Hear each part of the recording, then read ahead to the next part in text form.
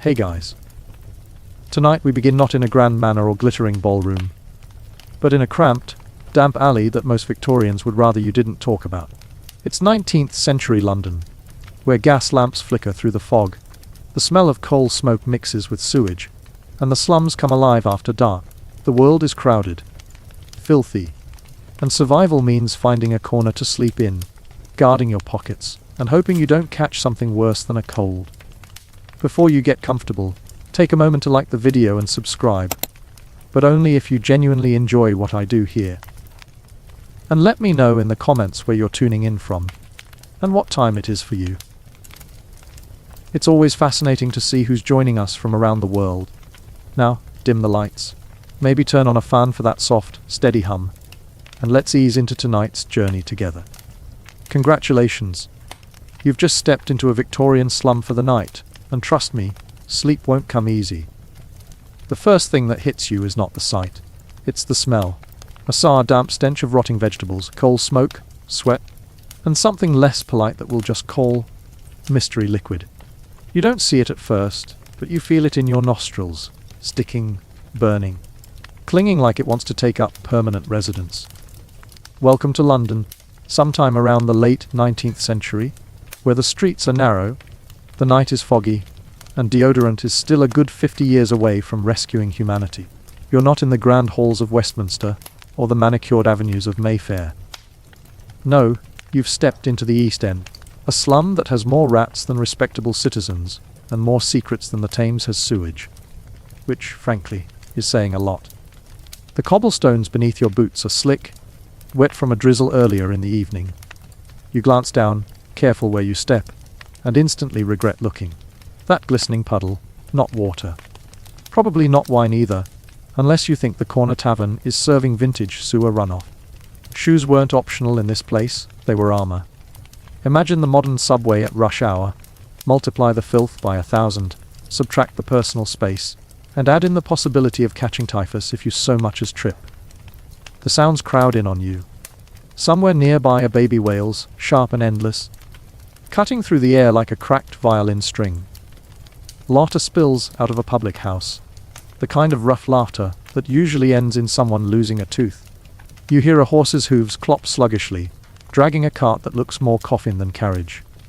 The driver shouts, "Make way," and people shuffle to the sides, but no one looks surprised. Death moves as freely through these streets as fog. Now, you may be asking yourself, why on earth did you travel here? Surely you could have chosen a sunny day in Victorian Hyde Park, or a polite tea party, where the worst danger is cucumber sandwiches cut too thick. But no, you had to land here at night, in a slum that smells like despair seasoned with cabbage. Don't worry, you're not alone. I'm right here, guiding you, like a questionable tour guide, who may or may not be leading you into mortal peril. As you walk further, the slum begins to breathe around you. Narrow alleyways branch like veins off the main street, each darker than the last. The buildings lean toward each other, wooden skeletons creaking, as if conspiring to keep the secrets tucked inside. Windows are mostly cracked or boarded, but from behind them, yellow candlelight glimmers like sickly eyes. You catch a whiff of something frying. Potatoes, maybe. But it's quickly smothered by the overpowering perfume of rotting refuse. Picture standing in line for a festival food truck, but instead of gourmet street food, the menu is whatever hasn't spoiled yet. A figure bumps into you. Thin, sharp elbows, fast moving. You glance down just in time to realize your pocket has become mysteriously lighter. Congratulations, you've just been pickpocketed by a child who couldn't be older than 9. He darts away into the alley, his ragged boots barely holding together. And you're left patting yourself down like someone who misplaced their phone on the couch cushions. Only in this case, it's your coins, and you're not getting them back. Don't worry, this is standard East End hospitality. You press on, trying to ignore the crawling sense that every shadow is watching. And in truth, they are. Families of 6 or 8 cram into one, room flats the size of a modern walk-in closet. Privacy is a luxury reserved for the wealthy. Here, life is shared. Conversations spill from the open doors, arguments over rent, coughing fits from the sick, lullabies sung too softly to soothe. You catch fragments of Cockney slang, Words that tumble out quick and rough like the stones beneath your feet. It's a dialect thick as gravy and twice as filling, and if you don't follow it, don't worry. Half the time, they don't either. Your throat itches, not from nerves but from coal smoke that hovers like a low ceiling. Every home burns whatever it can: coal, wood scraps, occasionally furniture. You cough, trying not to sound too out of place, but good luck blending in when you're the only one here who hasn't accepted permanent lung damage as part of daily life. Someone notices your awkward cough and chuckles, a toothless grin gleaming in the lantern light. First time in it, he rasps, his accent thick enough to spread on bread. And just like that, you're spotted as an outsider. Not that it was hard. You smell faintly of soap, which here is as suspicious as carrying a diamond tiara. You duck into a narrow passageway, barely wide enough for your shoulders. The walls are slick with damp, and the air grows colder. It feels like stepping into a throat, swallowing you whole. Suddenly, a rat scurries across your boot, bold as anything, pausing just long enough to glare at you with beady disdain before disappearing into the shadows. You consider screaming, but then again, everyone else is used to it. In fact, you might look more suspicious if you don't have rats crawling across your shoes. Consider it part of the initiation. There's a sudden clatter up ahead. A broken bottle, a curse shouted in anger. You freeze. Around the corner, two men are arguing. One clutches his stomach, doubled over, while the other looms with a broken bottle in hand. Their words are slurred, fueled by gin that sells cheaper than water. Gin here isn't the crisp botanical refreshment of today's cocktail menu. No, it's bathtub swill, sometimes literally, cut with turpentine or sulfuric acid. The poor drink it not for taste, but to blur the edges of misery. If it blinds you, well, at least you won't see the slum anymore. You slip past, pretending not to notice. Eye contact is currency you can't afford. The street spits you out into a slightly wider square, if you can call it that. Here, a rag and bone man sorts through trash with the practiced air of a surgeon, pulling out scraps of cloth, bones for soap making, bits of metal. Nothing goes to waste here, except perhaps the people themselves. A mother huddles in a doorway, rocking a baby wrapped in rags. The child's cough rattles, wet and relentless. You want to help, but with what? Even if you had a coin left after your earlier pickpocketing, charity is a drop in a flood. And then you smell it. Oh, how could you miss it? Human waste, dumped into the street, flowing sluggishly in the gutter. The Thames, not far from here, is practically an open sewer, and when the tide rises, it brings gifts back into the streets. You instinctively wrinkle your nose, but then again, so did the Victorians. They were aware the smell was unbearable. They just hadn't quite worked out what to do about it. Imagine the modern problem of a roommate who won't take out the trash. Now multiply that by 100,000 households, add cholera, and remove antibiotics from the equation. Suddenly, Febreze looks like mankind's greatest invention. You push onward, nose half buried in your sleeve. Though that doesn't do much except give you a whiff of your own, sweat mixed with coal dust. Congratulations. You've officially become part of the ecosystem. Don't worry, the smell lingers even after you leave.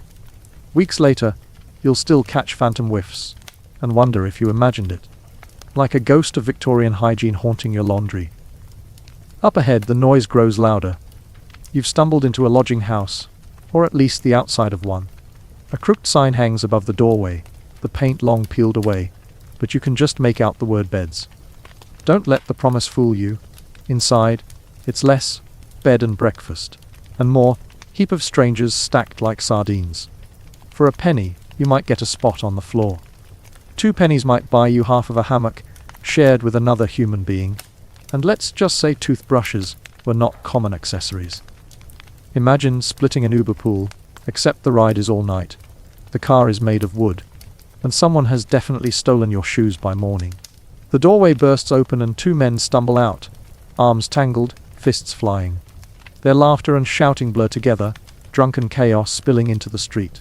A crowd gathers instantly, because entertainment is entertainment when you don't have Netflix, or even electricity. One man throws a punch, misses entirely, and collapses onto the cobblestones, out cold before the other even realizes. The spectators jeer, toss a few coins. Or maybe just buttons. and disperse. Street brawls are the East End's version of prime time television. You slip past, drawn deeper into the maze of alleys. Every turn reveals another pocket of life, another tableau carved out of poverty and resilience. Here, a group of children huddle around a small fire, roasting something skewered on sticks. You squint, trying to guess. Is it bread, maybe a bit of potato? One child looks up, their face hollow-eyed and smudged with soot, and you realize with a chill it's more likely scraps of rat. Hunger doesn't ask questions here. Food is food. The children laugh between bites, though, as if the act of sharing itself tastes better than the meal. It's an oddly tender sight amid the grime. You think about how kids today throw tantrums when the Wi-Fi goes down for 5 minutes. Try telling a Victorian child about Fortnite. They'll hand you a stick, point at the rat, and ask if it's your turn to roast. Farther down, a lantern flickers, outside what you first mistake for another lodging house. But no, this one is a gin shop. Inside, shadows shift, glasses clink, and a smell of alcohol sharp enough to sting leaks out the door. Gin is the lifeblood here, the cheap escape. Mothers, fathers, teenagers, even children, everyone drinks. They call it mother's ruin. For a reason. A woman stumbles out, dress torn, hair wild, clutching a bottle like it's both weapon and comfort. Her laugh rings out, brittle as glass, and then she vanishes into the night. You hesitate, but curiosity pulls you in. Inside, the air is thick, sour with sweat and spirits. Bodies press close, voices rising, some singing off-key, others slurring stories no one listens to. A man in the corner shouts about politics, though his words collapse into hiccups. Another tries to balance on a stool, only to topple and sprawl across the floor. It's chaos, but it's also survival. Because for a few pennies, gin makes the hunger and cold a little easier to bear. A bartender eyes you, suspicious. Outsiders stand out, no matter how much coal dust they've collected. You cough, wave awkwardly, and retreat before anyone decides you'd make a fine mark. Outside, the cold air feels almost clean. Almost. The streets shift again, narrower, meaner. You've wandered into the heart of the Rookery, those infamous slum districts where crime breathes as naturally as smoke. This is where thieves, prostitutes, and the desperate mingle, where the law enters only with hesitation. You feel eyes on you from every corner, calculating, measuring. A woman leans against a wall, lips painted red despite the grime, her dress sliding from one shoulder. She calls softly, voice like velvet hiding a blade. Temptation here is cheap, but it comes with prices you're not ready to pay. Disease, violence, or worse. You move on, though her laughter trails after you like a thread. Around the next corner, another figure appears, this one smaller, crouched in the gutter. A boy maybe 12, maybe younger. It's hard to tell. He's scraping something from the muck, stuffing it into a sack. You realize with a start it's bones. Rag and bone boys scour the streets for scraps, cloth, metal. Bones to sell for soap or fertilizer. Every bit of refuse is currency. Even death feeds someone here. The boy looks up, eyes bright with a strange resilience. "Got a farthing, mister?" he asks. His accent's rough, but the meaning is clear. You reach for your pocket, remember the pickpocket child from earlier, and find nothing. The boy shrugs, not angry, not surprised, just used to disappointment. He scurries off into the dark, his sack rattling. Your stomach twists, not just with hunger, but with unease. The air feels heavier here, the night pressing close. Somewhere distant, church bells toll midnight. The sound is muffled, swallowed by the maze of buildings, but it reaches you all the same. A reminder that the world beyond this slum still ticks forward, oblivious, safe in candlelit parlors. But here time is measured in survival, the next meal, the next bed, the next heartbeat. You stop, leaning against a damp wall, and let the slum wash over you. Every sense is alive, sickly alive. The sights blur together, faces gaunt with hunger, eyes sharp with desperation, hands quick as magpies. The sounds, laughter, coughing, crying, shouting, blend into one endless chorus. And the smells, oh, the smells, they cling to your very skin. It's overwhelming and yet strangely magnetic, because beneath the filth there's life. Fierce, stubborn, unrelenting life. A sudden noise cuts through. The sharp whistle of a constable. You glance up to see the faint glow of a lantern bobbing down the street. The crowd scatters like startled birds. The law has come, though whether it's to protect or punish depends on who you ask.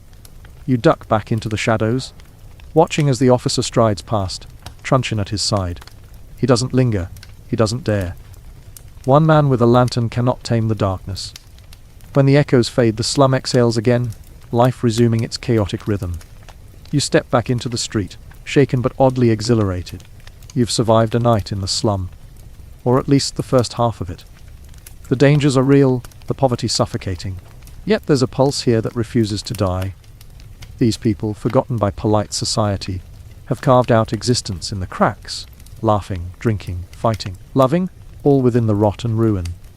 And you, lucky traveller, have walked among them. You've felt the damp walls, smelled the open sewers, tasted the coal-smoked air. You've seen the children roast rats, and the mothers cradle coughing babies.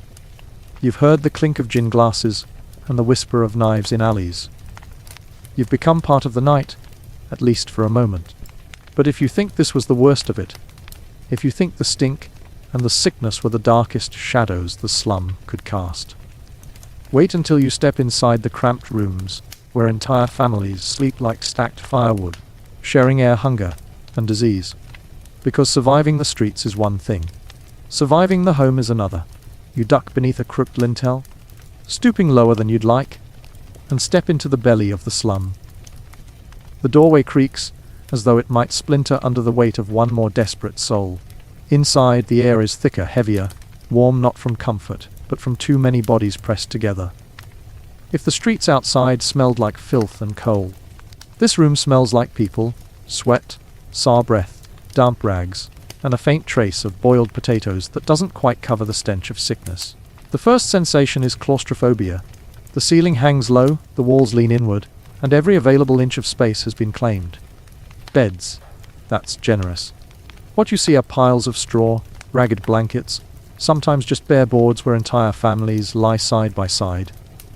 A mother sits hunched over in the corner, her hair stringy, her hands raw from work, her child curled against her ribs. She strokes his back absent-mindedly, as though the motion itself is nourishment. A man snores loudly from a heap of cloth near the doorway. He doesn't stir even when someone steps over him. His breath rattles, chest laboring with every exhale. Consumption, they call it. Tuberculosis in modern terms. Here, it's as common as a cough, and just as ignored. People live with it the way we live with traffic jams, irritating, deadly in the long run, but what can you do? You edge further inside, careful not to trip on the littered floor. Tin cups, scraps of bread, a bent spoon, all scattered like relics. A rat darts across your path, tail flicking, and vanishes into a hole in the wall. No one reacts. Rats are part of the household, whether you invite them or not. You might name one, if you're feeling sentimental. At least they don't charge rent. A voice rises above the dim murmur. A woman singing softly. It's not the kind of song you'd expect in a place like this. The melody is fragile, lilting, a nursery tune. She rocks a baby in her arms, and for a moment the room seems lighter. The sound is a tiny rebellion against despair. But then the baby coughs, a deep, rasping bark, and the song falters. The woman doesn't stop, though. She sings louder, as if daring the cough to silence her. It's warm here, though not the cozy warmth of a fireplace. This heat clings, humid with breath and sweat, oppressive like a wool blanket thrown over your face. The air tastes of damp plaster, and you can feel the weight of it pressing down. You wipe your forehead, and realize you've been sweating since you stepped in. Privacy. Forget it.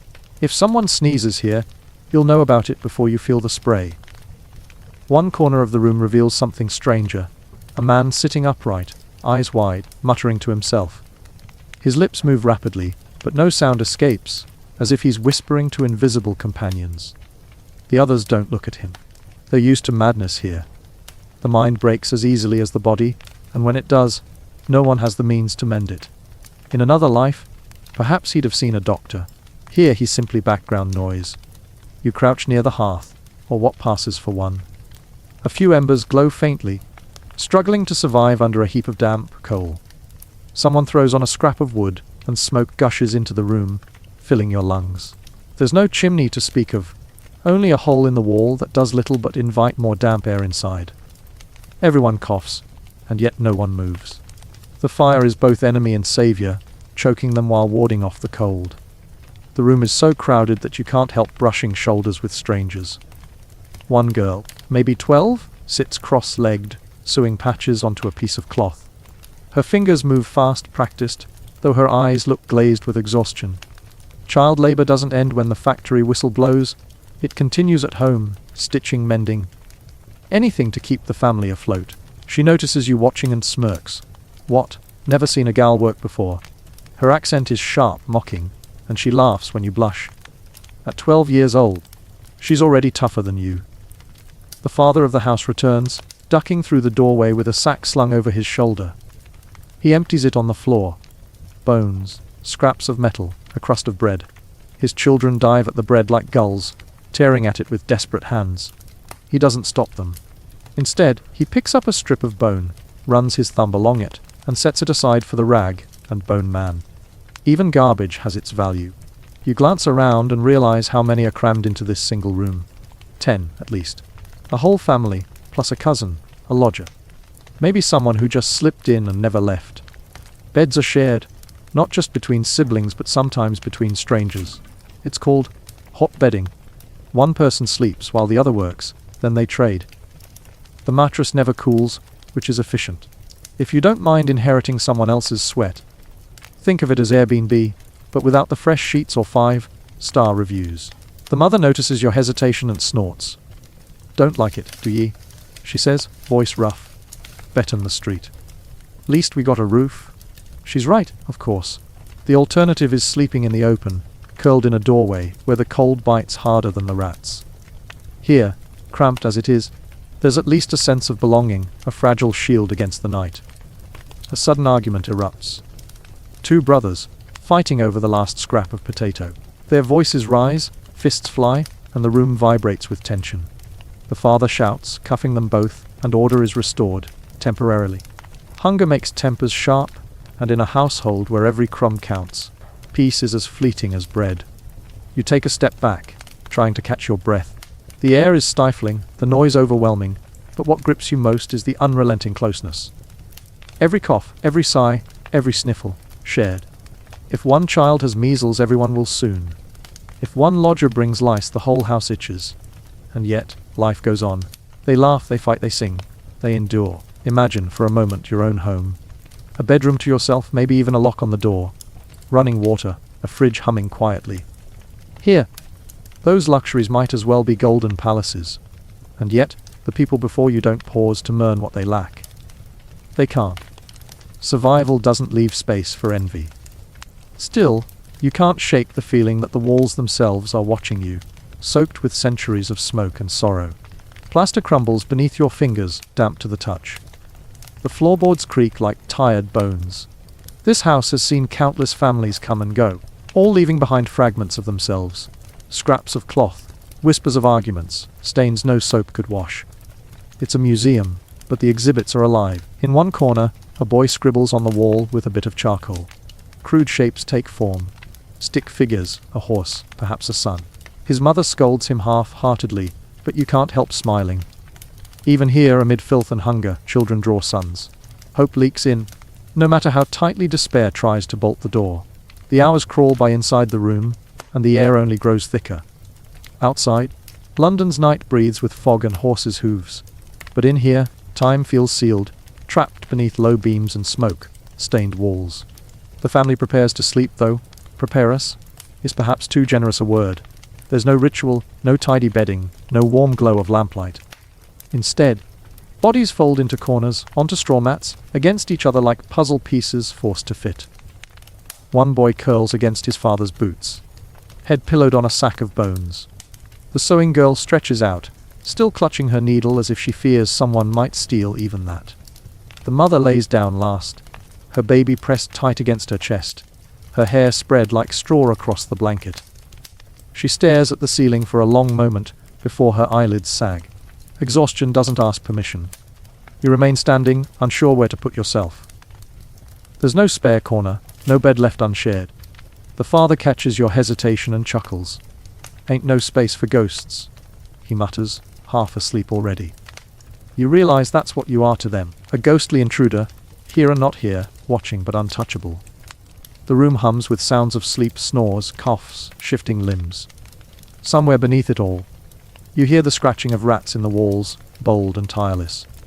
The air grows hotter still, heavy with exhaled breath. Every lungful feels borrowed from someone else's lungs. You try to inhale quietly, as if not to disturb the fragile balance of oxygen. And then the coughing begins. Not just one, but 2, 3, 4. Ragged hacks, wet with phlegm, breaking the shallow rhythm of rest. The father turns on his side, groaning, clutching his ribs. The baby wheezes faintly, chest rattling with each breath. In this room, illness isn't a visitor. It's a permanent tenant. You can almost see it, a mist hanging above the beds, slipping from mouth to mouth. If modern medicine is a lifeboat, these families are left clinging to driftwood. Someone strikes a match, lighting a stub of candle. The flame trembles, painting the walls with shadows.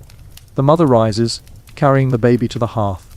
She stirs a pot of something, thin gruel, watery and grey. She feeds the child with a cracked spoon, murmuring softly. The child swallows once, twice, then retches. The gruel drips down his chin, but she wipes it away with the tenderness of someone who has no other tools. You want to help, but what would you do? Offer advice from the future? Don't worry, in about 60 years there'll be penicillin. Somehow, you doubt that will ease her night. Instead, you simply watch, an intruder in her grief. The candlelight flickers across another figure, one you hadn't noticed before. An old woman sits hunched in the farthest corner, wrapped in shawls. Her eyes gleam in the dim light, sharp and watchful. She mutters something under her breath, prayers, curses, you can't tell. Her face is a map of wrinkles, her mouth nearly toothless.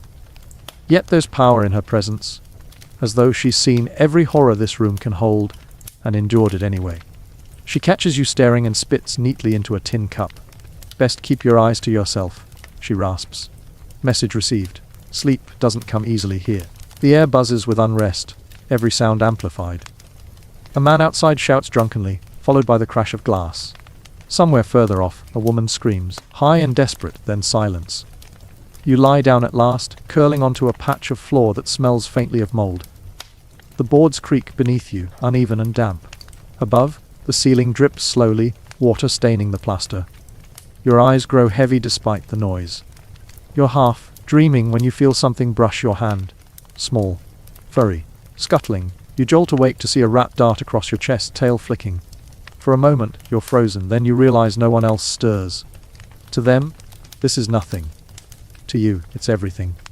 You lie back down, heart racing, trying to ignore the itch crawling across your skin. Morning doesn't arrive, so much as seep in. A grey light creeps through the cracks, barely enough to distinguish shadow from shape. The room stirs with life. The father groans, pulling himself upright.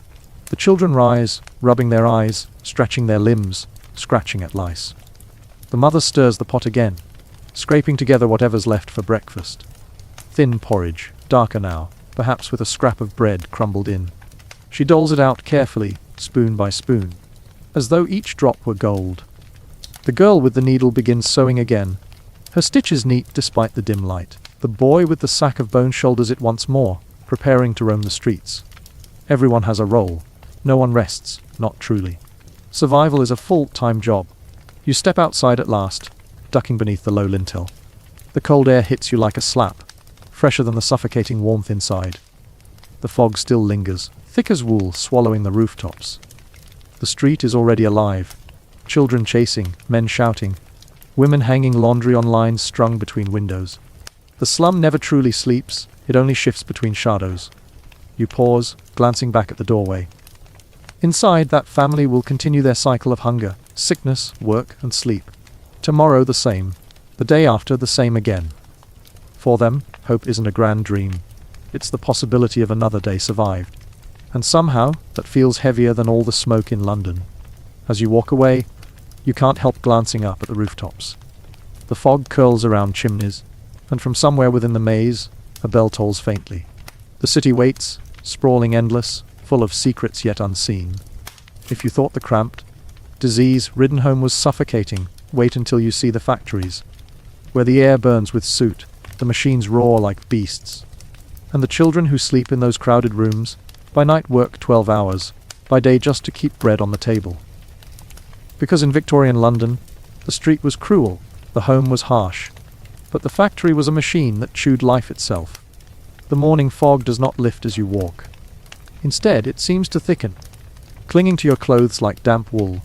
The streets are busier now, alive with the shuffle of boots, the clatter of carts, and the occasional neigh of an overworked horse. Men trudge with shoulders bent, their faces grey as the cobbles.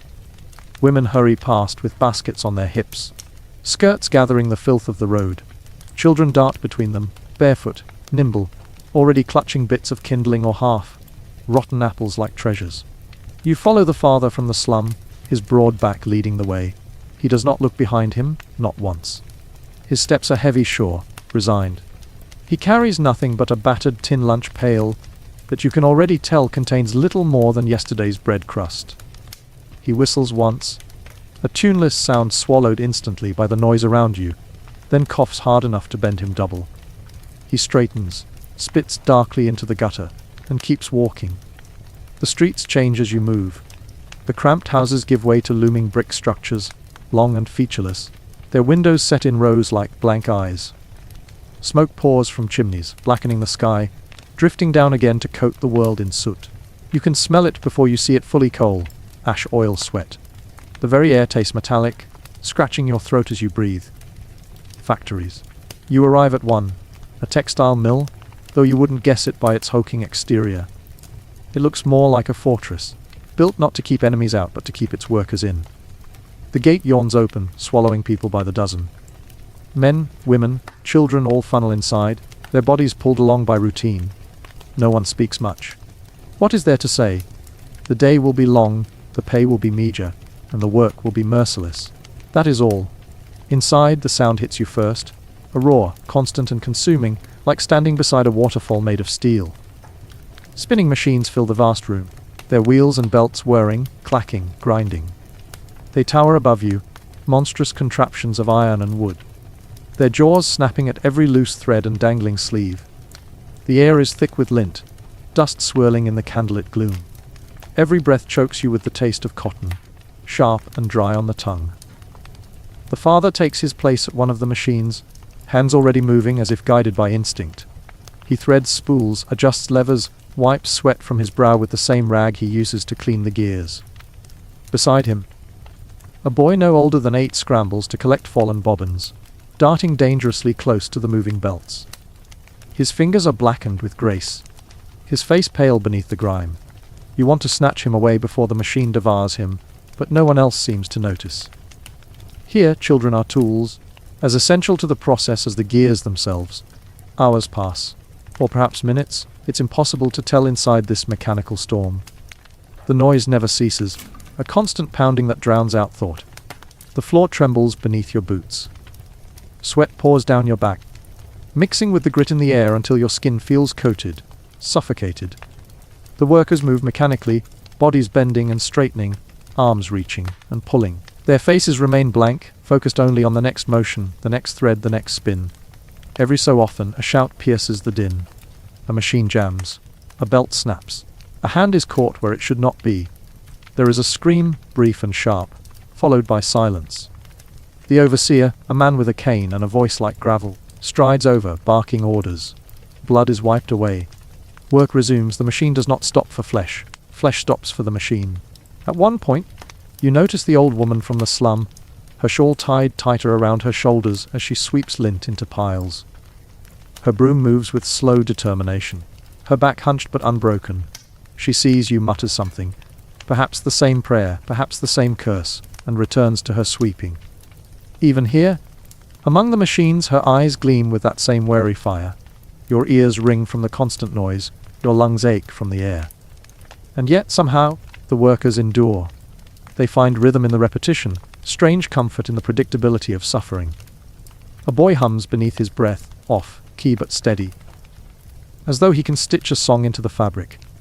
A girl smiles faintly as she knots a thread, lips moving in a whispered joke to the girl beside her. Humans are stubborn things, finding scraps of life even in the belly of a machine.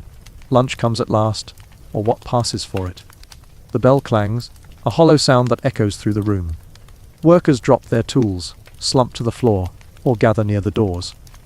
The father opens his tin pail, revealing exactly what you expected: a crust of bread, a sliver of cheese, and a thin slice of cold potato. He eats quickly, without ceremony, washing it down with a gulp of cloudy water from a shared jug. The boy with the bobbins licks his fingers, as though savoring a feast. You sit with them, though you taste nothing. Your stomach knots at the sight of their meager meal, at the thought of returning to the machines so soon. And yet they do. The bell clangs again, and like puppets tugged by invisible strings, the workers rise. Back to the roar, back to the dust, back to the endless, grinding teeth of labor. You wonder how long a body can endure this. 10 hours, 12, day after day, year after year. The answer is written in their faces, in the hollow cheeks, the missing fingers, the bent spines. Not long enough. Never long enough. And as the machines roar back to life, you feel the truth settle heavy in your chest. The slum may suffocate by night, but the factory devours by day. The hours grind forward like the machines themselves, indifferent, relentless. After a while, the sound doesn't feel like noise anymore. It becomes a living presence, a creature breathing in your ear. You almost start to hear words in the roar, half-formed whispers beneath the clang of gears. If it were night, you'd swear the factory was haunted, but by day the ghosts wear caps and aprons and cough into their sleeves. The boy with the bobbins darts under the spinning frame again. His small hands are quick, practiced, but even so your heart leaps each time. His sleeve flutters dangerously near the belt.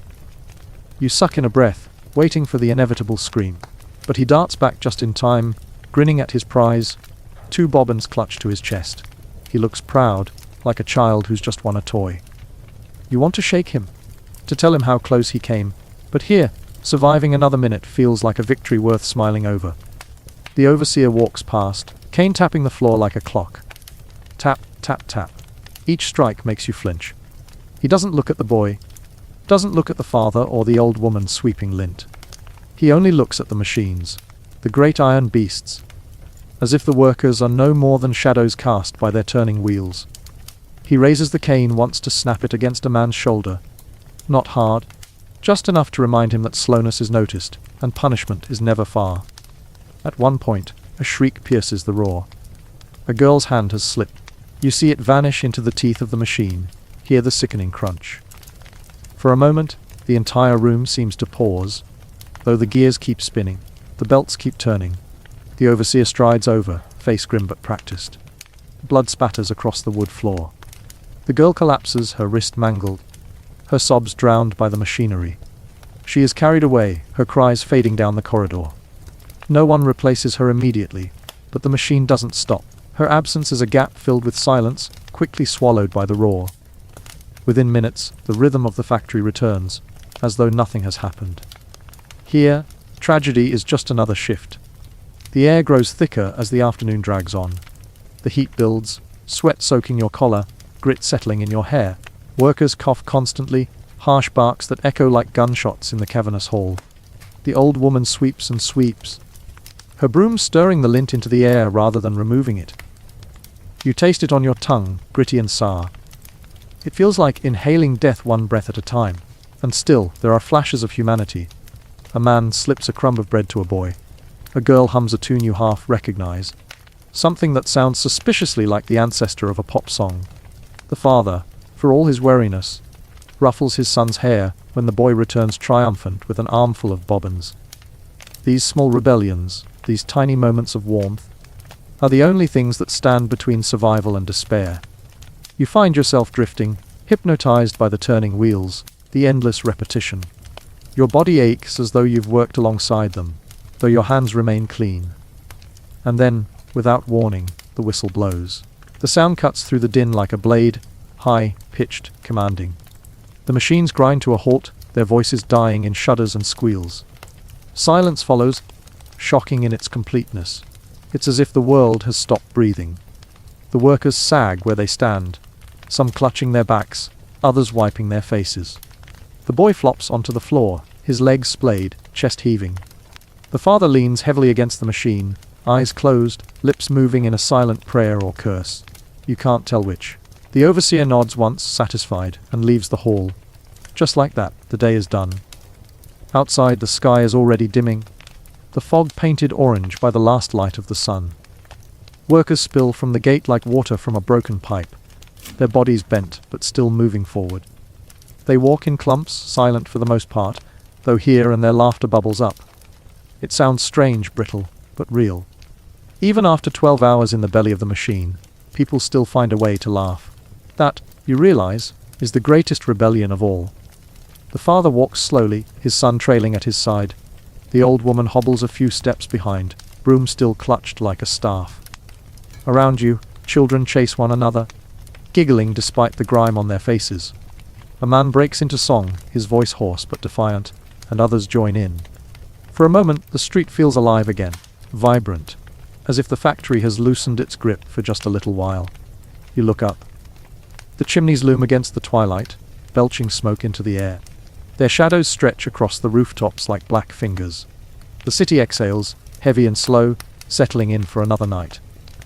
And you know, with a sinking certainty, that tomorrow will bring the same. Another dawn, another 12 hours, another round with the machine. You think back to the girl whose hand was swallowed by the gears. You wonder if she'll recover, if she'll return, if she'll survive at all. You wonder how many children will grow to adulthood here, how many will be ground down before their voices even deepen. The slum suffocates, the factory devours, but both together, they consume entire lifetimes. And yet, as you follow the family back toward their dark little room, you realize you haven't seen the worst of it. The factory steals health and youth, but there are other thieves in London. Thieves that don't roar or grind, but whisper and tempt. Gin palaces glowing on street corners, opium dens tucked in basements, bottles passed from hand to hand in alleys. If you think the machines were dangerous, wait until you see what happens when Londoners try to escape them. Because the city offers relief from pain, but always at a price. Night in London is not the relief you might expect after the roar of the factory. It is not a quiet hush, nor the gentle closing of the city's eyes. It is a new kind of noise, sharper, hungrier, as if the streets themselves have swapped one madness for another. By day, machines rule, by night, people do. And people, when given even the smallest scrap of freedom, can be far more unpredictable. The fog curls low as you walk, your boots tapping against the slick cobbles. Gas lamps sputter along the street, glowing weakly, their halo swallowed almost instantly by the mist. The light is dim, enough to show the outlines of figures, but never enough to reveal their full faces. Every shadow could be a neighbor, or a thief, or something worse. The air carries 1,000 scents. Horse dung, fried fish, spilled beer, sweat, tobacco, and the faint, bitter tang of sewage wafting up from the drains. Romantic, in a way, if your idea of romance is being wooed by an overflowing cesspit. The slum families are out in force. Men stumble from work straight into taverns, their pockets clinking with pennies, their bodies still coated in soot. Women linger in doorways, calling to them with painted smiles and low voices. Children skitter through the alleys, chasing after scraps of food or coins dropped by drunkards. London at night is not a city that sleeps. It is a city that feeds, each person clawing at whatever sustenance or escape they can find. You follow the father once more, though he moves differently now. His shoulders are still bent, but there's a lightness in his step, a sense of purpose that was absent in the factory. His son has gone home with his mother, but the father heads in another direction. The sound of laughter, rowdy and coarse, grows louder with every street you turn. And then you see it, a gin palace. If the factory was a beast, the gin palace is a jewel. It glows in the fog like a lantern, its windows blazing with golden light. Inside, mirrors sparkle, chandeliers drip crystal, and bottles line the shelves in dazzling rows. The contrast is almost absurd. Outside, the world is grime and poverty. Inside, it looks like a ballroom that decided to serve cheap liquor. The effect is deliberate, of course. Gin palaces were designed to lure, to dazzle the eye before they wreck the liver. The father steps inside without hesitation. You follow, blinking at the sudden brightness. The air is thick with the smell of spirits, sharp and sweet, mixed with sweat and smoke. Dozens of men crowd the counters, their voices raised in shouts and songs. Coins clink on wood, glasses slam down, froth spills across the bar. A woman laughs loudly, tossing her curls, as a man buys her a drink she'll never repay. You edge closer, taking in the spectacle. The barmaids move like dancers, weaving through the crowd with trays balanced high, their skirts swishing, their smiles painted on like masks. Behind the counter bottles gleam gin, rum, whiskey, all promising warmth, all promising forgetfulness. A penny a glass, cheap enough that even the poorest man can drown his sorrow, if only for an hour. The father pushes a coin across the counter and receives a glass of gin in return. He downs it in one swallow, grimacing as it burns his throat. He slams the glass down and immediately orders another. You realize this is not indulgence, it's survival.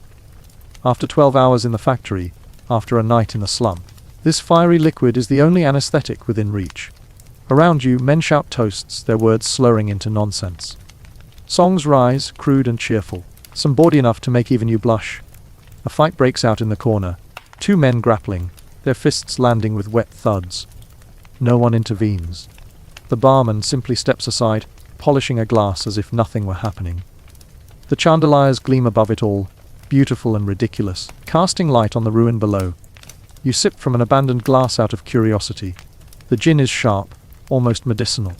The taste of juniper mixed with something harsher. It burns all the way down, leaving your chest warm but your tongue numb. You cough loudly, which earns a laugh from a nearby man missing 2 front teeth. First time, eh? He chuckles, slapping you on the back hard enough to jolt your spine. Don't worry. By the third, you'll forget it tastes like rat poison. He isn't wrong. By the third, the gin starts to taste less like poison and more like permission. To laugh louder, to forget the ache in your body, to believe for just a moment that tomorrow might be kinder. That's the true danger of gin. It doesn't just dull pain, it whispers lies. The hours blur in the palace. Men stumble in, drink, shout, sing, collapse, then stumble out again. Women lean close, murmuring offers in ears. Coins vanish into palms, skirts swish into the back rooms. You see the overseer from the factory once, cane gone, hat askew. His laugh booming as he spills gin across his waistcoat. Authority melts quickly when the glass is full. You begin to understand why reformers called gin mother's ruin. Entire families could vanish into the palace, their wages spent in a single night, hunger forgotten for a few hours, rent ignored, children left home in the dark. All for another glass, another lie in liquid form. When at last the father staggers out, his steps are uneven, his eyes glassy. He weaves down the alley, muttering to himself. You follow, the fog pressing close once more. Somewhere nearby, a woman screams, not in laughter, not in joy. The sound cuts through the night, sharp and chilling. The father does not stop walking. Neither does anyone else. The alley twists, narrower now, the gaslight dimmer. You sense movement ahead, shadows shifting. A man emerges, face half hidden by a cap. His smile is thin, too thin. Another man follows, then another. Their eyes gleam with something colder than gin. The father slows, his hand tightening on his empty pail. You realize what's happening just as the first man speaks. Evenin, mate, got a coin to spare. His voice is soft, almost polite. Too polite. The father says nothing. The second man steps closer, his smile vanishing. The alley feels smaller now, the fog thicker, the air tighter. You're about to witness another side of Victorian nightlife. Not the glittering gin palaces, not the raucous songs, but the shadows that waited just beyond their glow.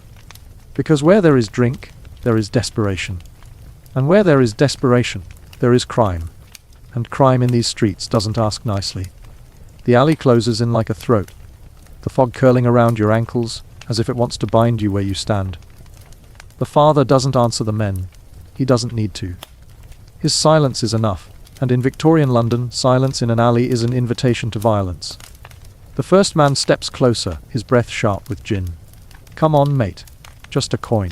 Won't miss it. His fingers twitch at his side, eager, nervous. Behind him, the second man cracks his knuckles. The third simply watches, his hand resting casually inside his coat, where the hilt of a knife glints, faintly in the gaslight. The father lifts his tin pail as though it were a weapon. You almost laugh. It's dented, empty, hardly more dangerous than a spoon. But there's something in his stance that says he's done this before. He grips the handle tightly, shoulders squared, jaw set. You realize that for men like him, every night is a wager. Drink, survive, sleep, repeat. Tonight, the odds are stacked against him. The first man lunges, quick and sloppy. The father swings the pail, metal clanging against skull with a hollow crack. The man yelps, stumbling back into the wall. The second takes his chance, darting forward, fists flying. They clash in a blur of shouts and blows, the sound echoing down the narrow street.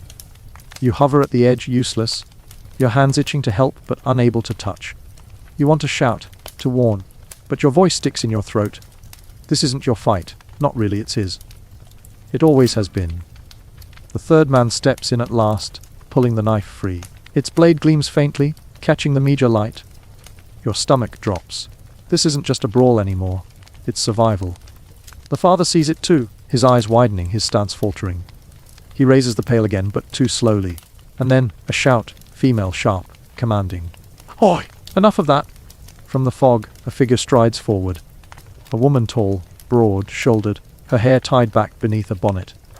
Her hands are on her hips, her gaze fierce enough to make the knife bearer hesitate. Behind her, two more women appear, skirts swishing, faces set. They are not dainty maidens nor simpering barmaids. They are prostitutes. And this is their street. The man with the knife hesitates, mutters a curse, then lowers his blade. The women close ranks, forming a wall between the father and his attackers. Go on, clear off, the tall woman snaps. We've got enough rats in the alleys without you lots sniffing about. We're grumbling, the men retreat, their bravado evaporating under her glare. The fog swallows them quickly, their footsteps fading. Silence settles again, broken only by the father's ragged breathing. The tall woman turns to him, eyes narrowing. You all right, love? He nods, still clutching his pail. She snorts. Course you're not. Nobody's all right here. She claps him on the shoulder and gestures to you, though she doesn't seem to see you. Best get yourself a drink that won't kill you, eh? She leads him further down the alley, past a crooked doorway with a dim red lamp glowing above it. The smell hits you before you step inside, sweet, cloying, almost floral, but undercut with something bitter. Opium. The room is low-ceilinged, smoky, filled with bodies sprawled on mats. Men and women alike lie in languid heaps, pipes in hand, their eyes half closed. The air is thick with smoke, hazy and golden, curling in slow hypnotic patterns. It feels softer than the gin palace, quieter, but far more dangerous. The father sinks onto a mat, accepting a pipe from a boy no older than 12. He inhales deeply, the smoke curling into his lungs. His eyes flutter shut, his shoulders sag. For the first time all day, he looks almost peaceful. You watch, uneasy. Peace in this room is just another lie, softer but no less cruel. Around you, whispers float in the haze. A man murmurs about sailing ships, his voice dreamlike. A woman giggles, her laugh high and empty. Another mutters nonsense, words strung together like beads with no thread. Their faces glow in the lamplight, sweat gleaming, eyes glassy. They look less like people than like shadows pretending to be human. You lie back, just for a moment, breathing the thick air. The sweetness wraps around you, heavy, insistent. Your limbs feel lighter, your thoughts slower. You understand briefly why they come here. It isn't joy they're chasing, it's the absence of pain. And in a world where pain is constant, absence feels like heaven. But the haze grows heavier. The room tilts slightly, shadows lengthening, voices echoing in your skull. You force yourself to stand, shaking your head to clear it. Around you, bodies remain slumped, mouths open, eyes glazed. Some will rise again tomorrow, some will not. The boy with the pipes moves among them, refilling, lighting, collecting coins. Business never sleeps. The tall woman watches you, arms crossed. Not for the likes of you, she mutters. You wonder if she means the pipe or the life. Outside again, the fog feels sharper, colder. The air cuts into your lungs, and you gulp it greedily, as though you've been underwater. The father lingers behind, still caught in the haze. You do not follow him this time. He will stumble home eventually, or not.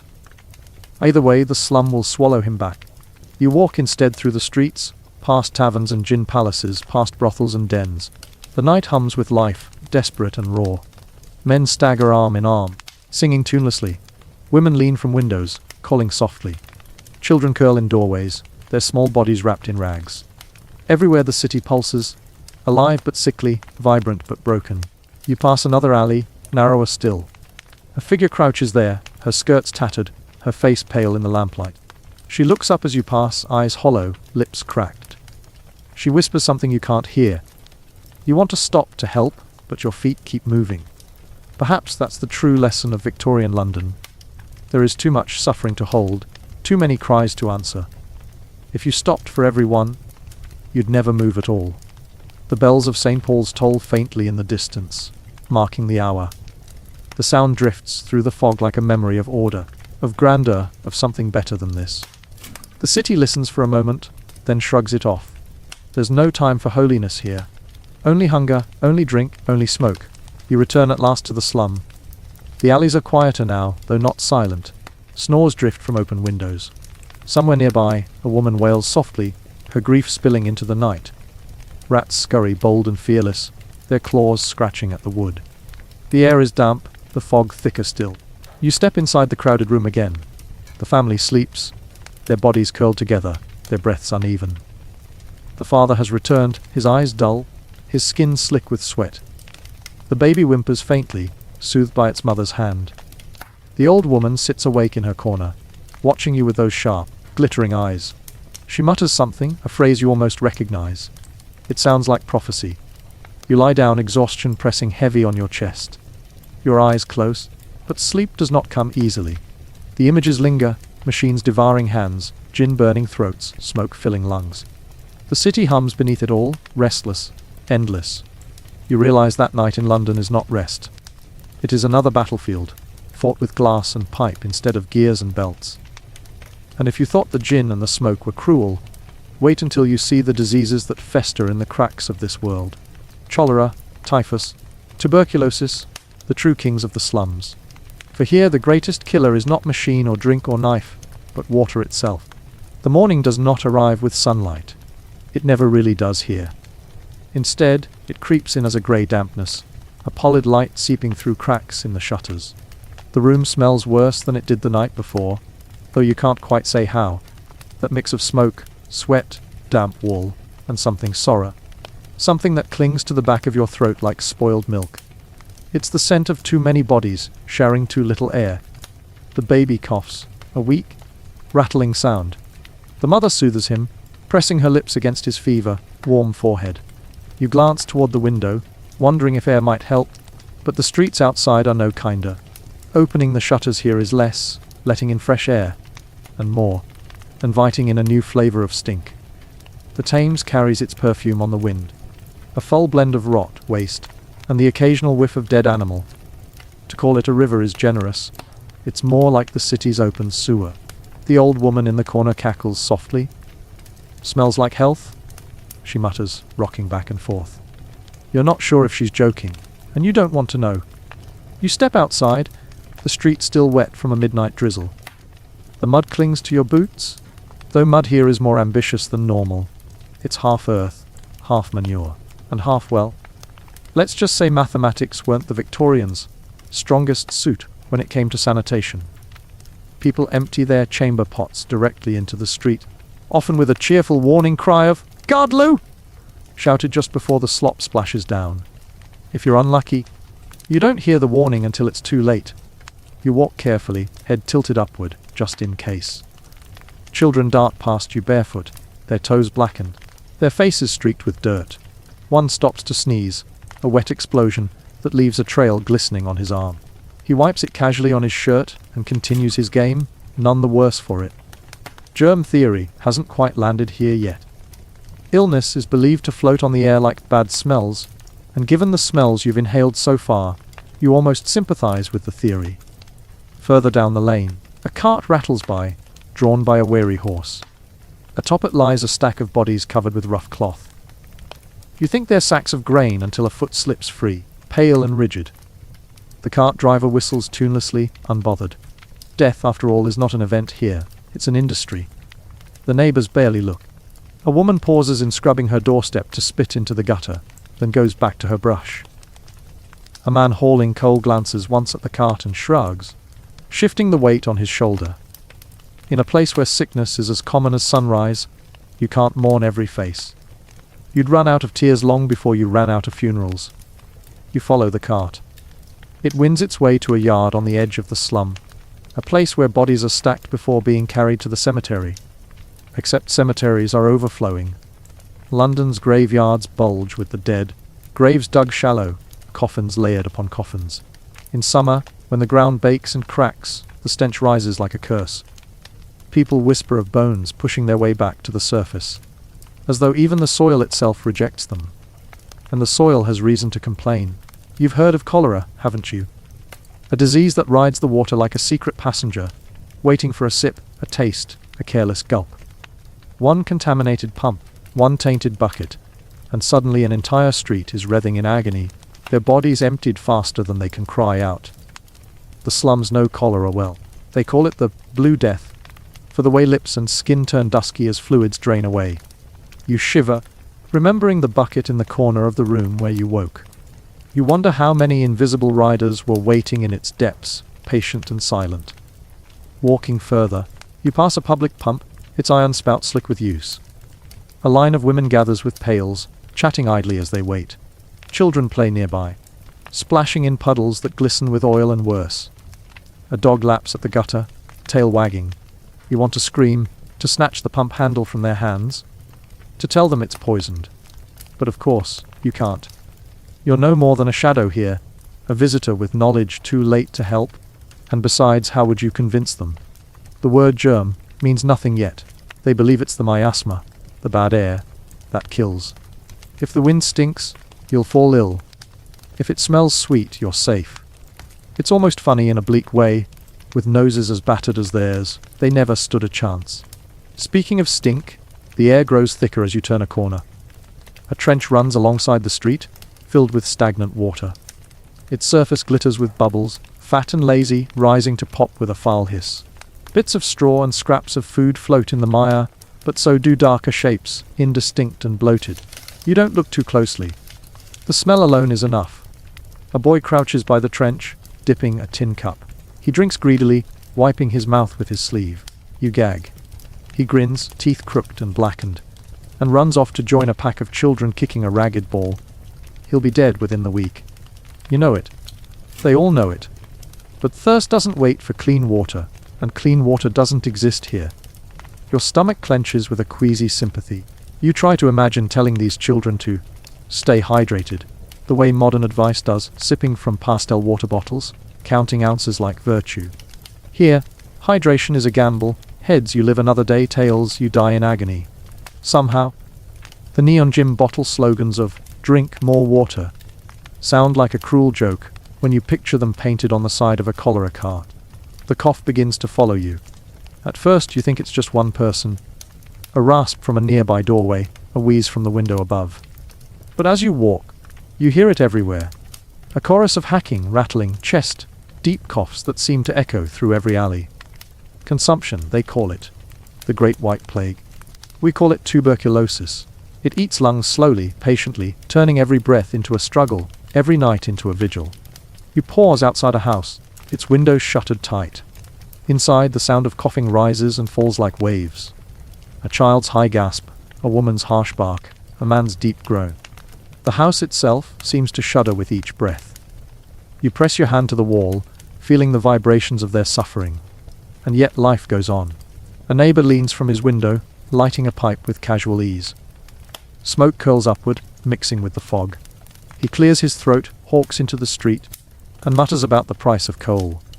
Illness is constant, background noise, no more remarkable than the tolling of church bells. You wander toward the markets, hoping for some distraction, but even there, disease lingers. Stalls sag under piles of meat, grey and sweating, buzzing with flies. Fish glisten, their eyes dull, their scales flaking. Vegetables wilt in heaps, more rot than freshness. A woman slices a slab of pork with a knife she's just used to scratch her arm. The air is thick with the mingled odors of food and decay. You watch a man buy a loaf of bread, then notice the baker's hands. Fingers raw, nails cracked, a saw seeping at the knuckle. He presses coins into the baker's palm and takes his bread without hesitation. What's one saw compared to hunger? The market hums with voices, bargains shouted, insults traded, laughter pealing despite the filth. Life insists on itself, no matter how grim the backdrop. A fiddler plays at the corner, his bow screeching merrily, while children dance barefoot in the muck. Their joy is so sharp it almost hurts to see. You think of antiseptic wipes, hand sanitizer pumps, color-coded cutting boards. all the neat little rituals of modern hygiene, and laugh bitterly. These people would wipe their mouths with the same rag they used on the dog. And they do. Your attention is caught by a commotion near the edge of the market. A man has collapsed, twitching, froth at his lips. The crowd gathers quickly, murmuring. Some make the sign of the cross, others step back, fearful. No one touches him. Finally, a pair of burly men lift him by the arms and legs, carrying him toward the cart you saw earlier. He moans once, then falls silent. By dusk, he'll be in the ground, or at least as close to the ground as overcrowded cemeteries will allow. You retreat, stomach sour, heart heavy. The market fades into fog again, and you find yourself on a narrow street lined with laundry flapping overhead. A woman beats a rug against her stoop, dust rising in clouds. Children chase one another through the hanging sheets, their laughter muffled. For a moment, it looks almost charming, like a painting. But then you notice the stains on the fabric. Dark blotches, crusted patches. These sheets aren't being cleaned, not really. They're being rotated, like playing cards in a losing game. You turn a corner and nearly collide with a man pushing a barrow. His load rattles with each step, bottles, rows of them, filled with cloudy liquid. "Cough syrup," he calls.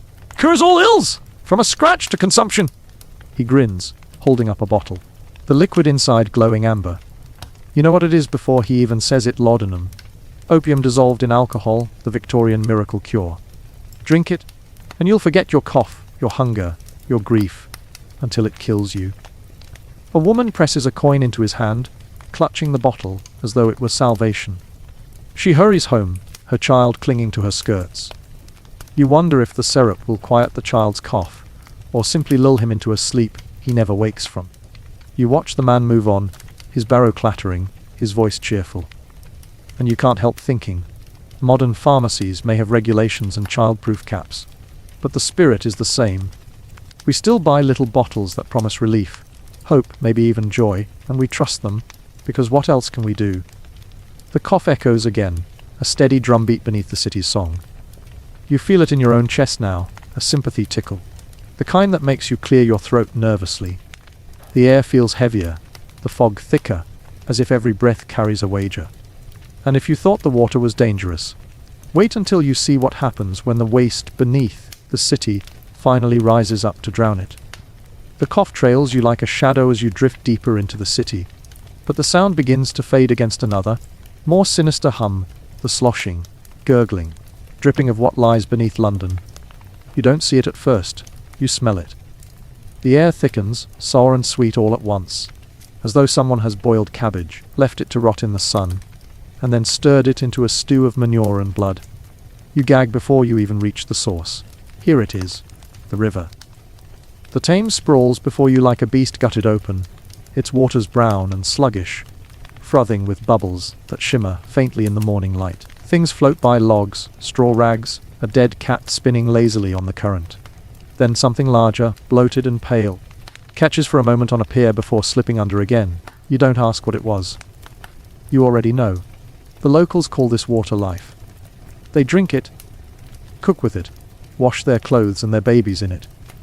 They even swim in it during summer, their bodies bobbing alongside carcasses and waste. You imagine modern swimmers clutching their neon floaties, posting filtered pictures of crystal blue pools. Imagine plopping them into this broth instead. Their captions would be less, summer vibers, and more, send a priest. A group of washerwomen stand knee deep in the sludge, beating linens with wooden paddles. The fabric slaps wetly, soaking their skirts. They chatter as they work, laughter bubbling as though this is just another day in paradise. You watch in horror as one dips a cup into the river and drinks, sighing with satisfaction. She wipes her mouth with the same hand she just used to wring the cloth, her nails rimmed with black. Your stomach churns. But it isn't just the river. Look closer, and you see the problem is everywhere.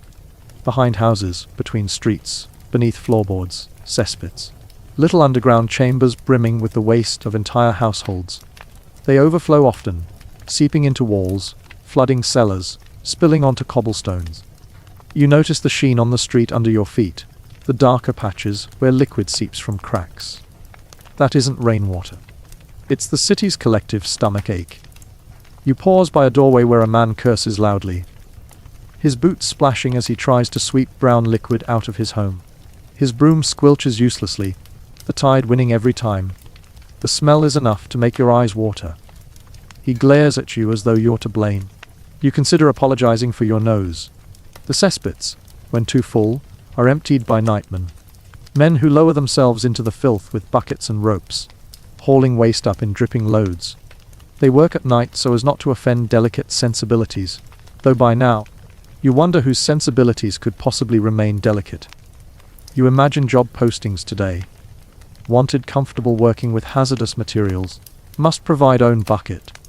The only applicants would be those rejected from fast food drive thrusts. Yet without these nightmen, the city would drown in its own refuse. Sometimes, even with them, it does. You've heard whispers of whole houses collapsing when cesspits beneath them gave way, foundations eaten by their own contents. Death by drowning is terrible enough. Death by drowning in what Londoners call soil is, well, there are no words. You walk further and realize that the city itself is beginning to rebuild. The summer grows hot, the river swells, and suddenly, the stench intensifies into something unbearable. Windows are shut tight, curtains soaked in lime, handkerchiefs pressed to faces. The great halls of Parliament hang sheets, dipped in chloride of lime across their windows, desperate to block the smell, but it seeps through regardless. They call it the Great Stink, and it brings London to its knees. You stand on Westminster Bridge, the palace looming above, and watch lawmakers clutch at their noses as they hurry inside. They debate sewer reform with one handkerchiefs stuffed up their sleeves, their voices muffled, their eyes watering. For years, reformers begged them to act. For years, they refused. It took the stink itself invading their own gilded chambers to convince them. You smirk at the thought. What cholera could not achieve, an offended nose finally did. As you walk away from the river, the smell clings like a coat you can't take off. It follows you into narrow streets, into the slum once more. Here, the stench is thicker, trapped between leaning houses, soaked into bricks.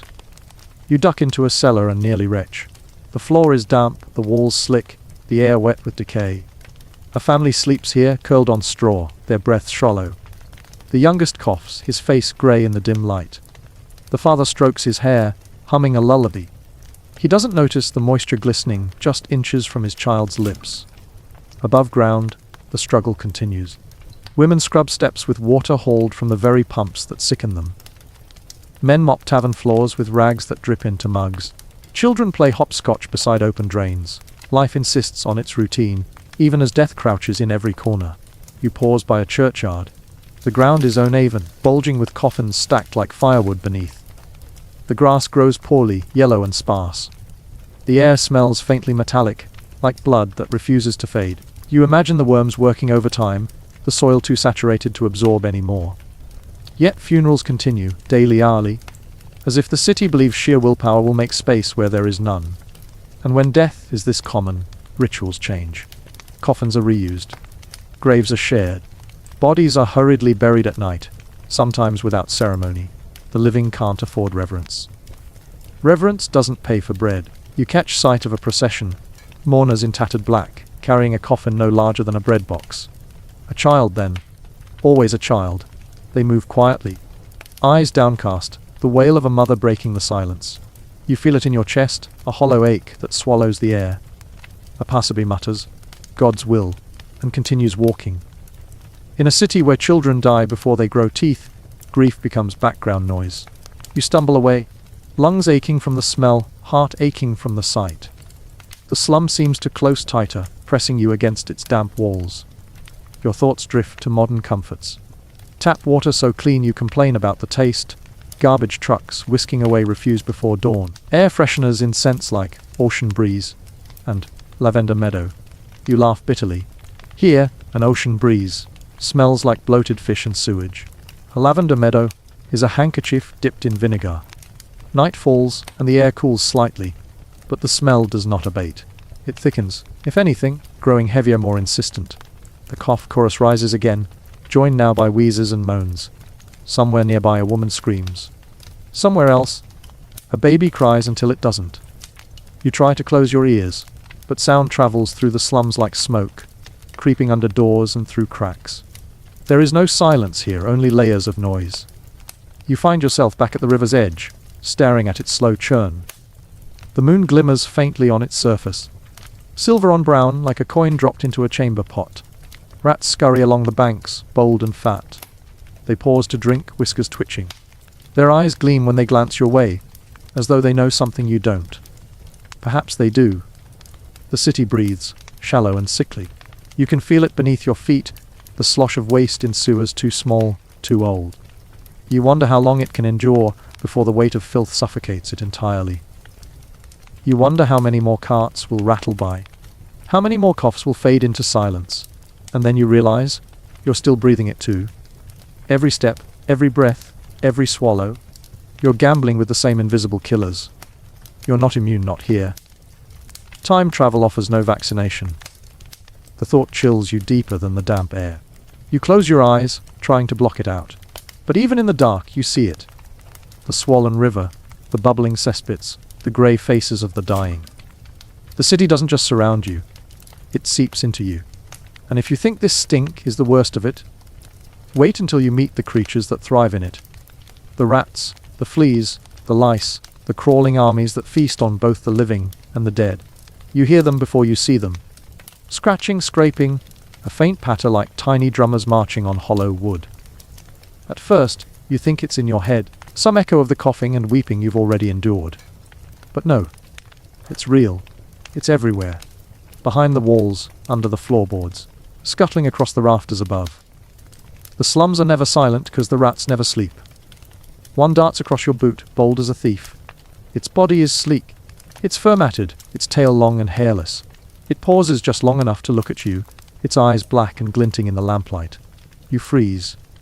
For a moment, the two of you regard each other like strangers at a bar, sizing up whether to nod politely or throw a punch. Then it twitches its whiskers, squeaks, and scurries off. You exhale, realizing you've been holding your breath. Step into any Victorian cellar, and you'll find them. Not one or two, but dozens, hundreds, gnawing through grain sacks, devouring scraps, nesting in rags. They thrive in the same conditions humans perish in. Hunger makes them bold, and London provides an endless feast. Every gutter, every alley, every heap of refuse is a buffet. They grow fat on waste, sleek on misery. The poor fear them, but they live with them. Cats kill some, but cats can only eat so much. Traps are rare, poison costly. So the rats multiply, running free, sharing beds and bread alike. One night a child wakes screaming, a red mark on his cheek. His mother lights a candle and finds a rat scurrying from the straw mattress, whiskers wet with milk from her breast. You shudder. The stories aren't myths. Infants left alone too long are sometimes gnawed, their cries muffled in the dark. Death doesn't always come with disease or drink. Sometimes it comes with teeth. You try to shake the image, but the scratching continues. A board creaks overhead, then another. You tilt your head up just in time to see a rat the size of a small loaf drop from the beam, landing with a plop beside your foot. It scurries off, undisturbed, as though gravity itself is its accomplice. You mutter something under your breath, words that would scandalize a Victorian maiden, but here, no one cares. The slums, you realize, are alive, not just with humans, but with countless other creatures.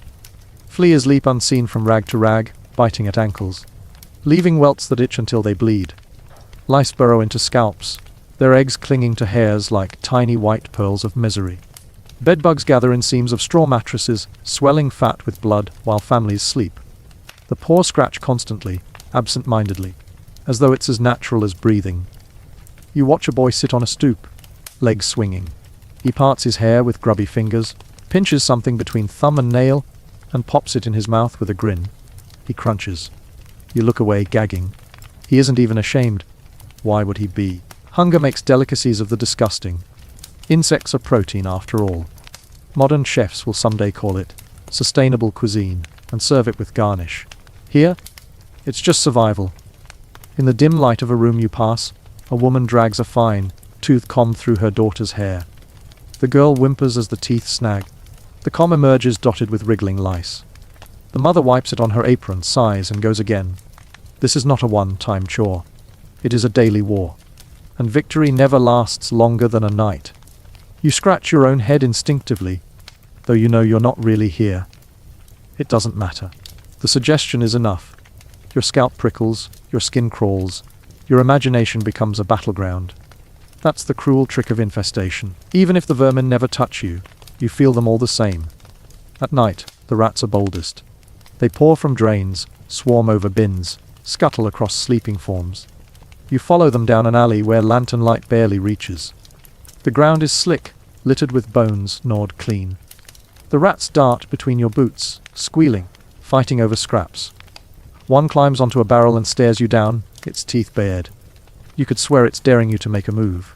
And then, a sound, a scream, high-pitched human. You run toward it, stumbling through the fog. In a narrow passage, you find a young woman clutching her leg. Blood seeps through her stocking, dripping onto the stones. A rat scurries away, its mouth red. She sobs, trying to bandage herself with a strip of cloth. Around her feet, more rats gather, emboldened by the scent of blood. She kicks wildly, shouting, her boot catching one and sending it flying into the wall.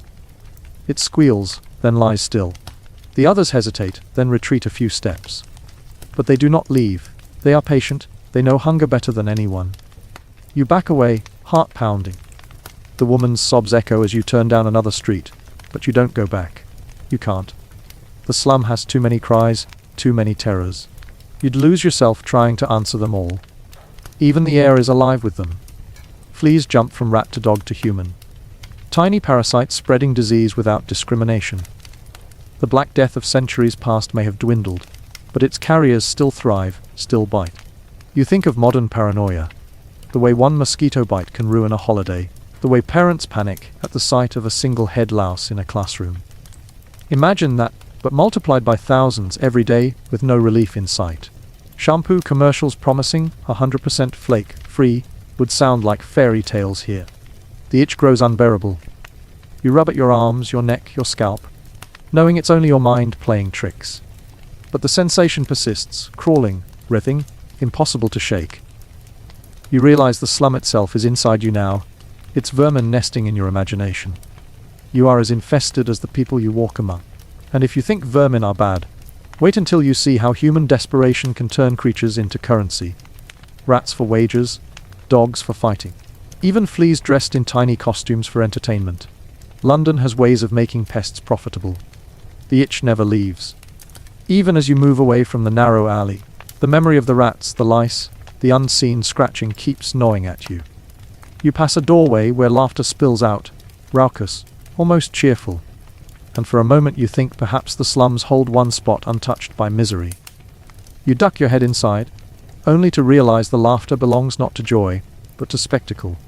A crowd of men are shouting around a low pit, the air thick with sweat, and something far sharper, anticipation.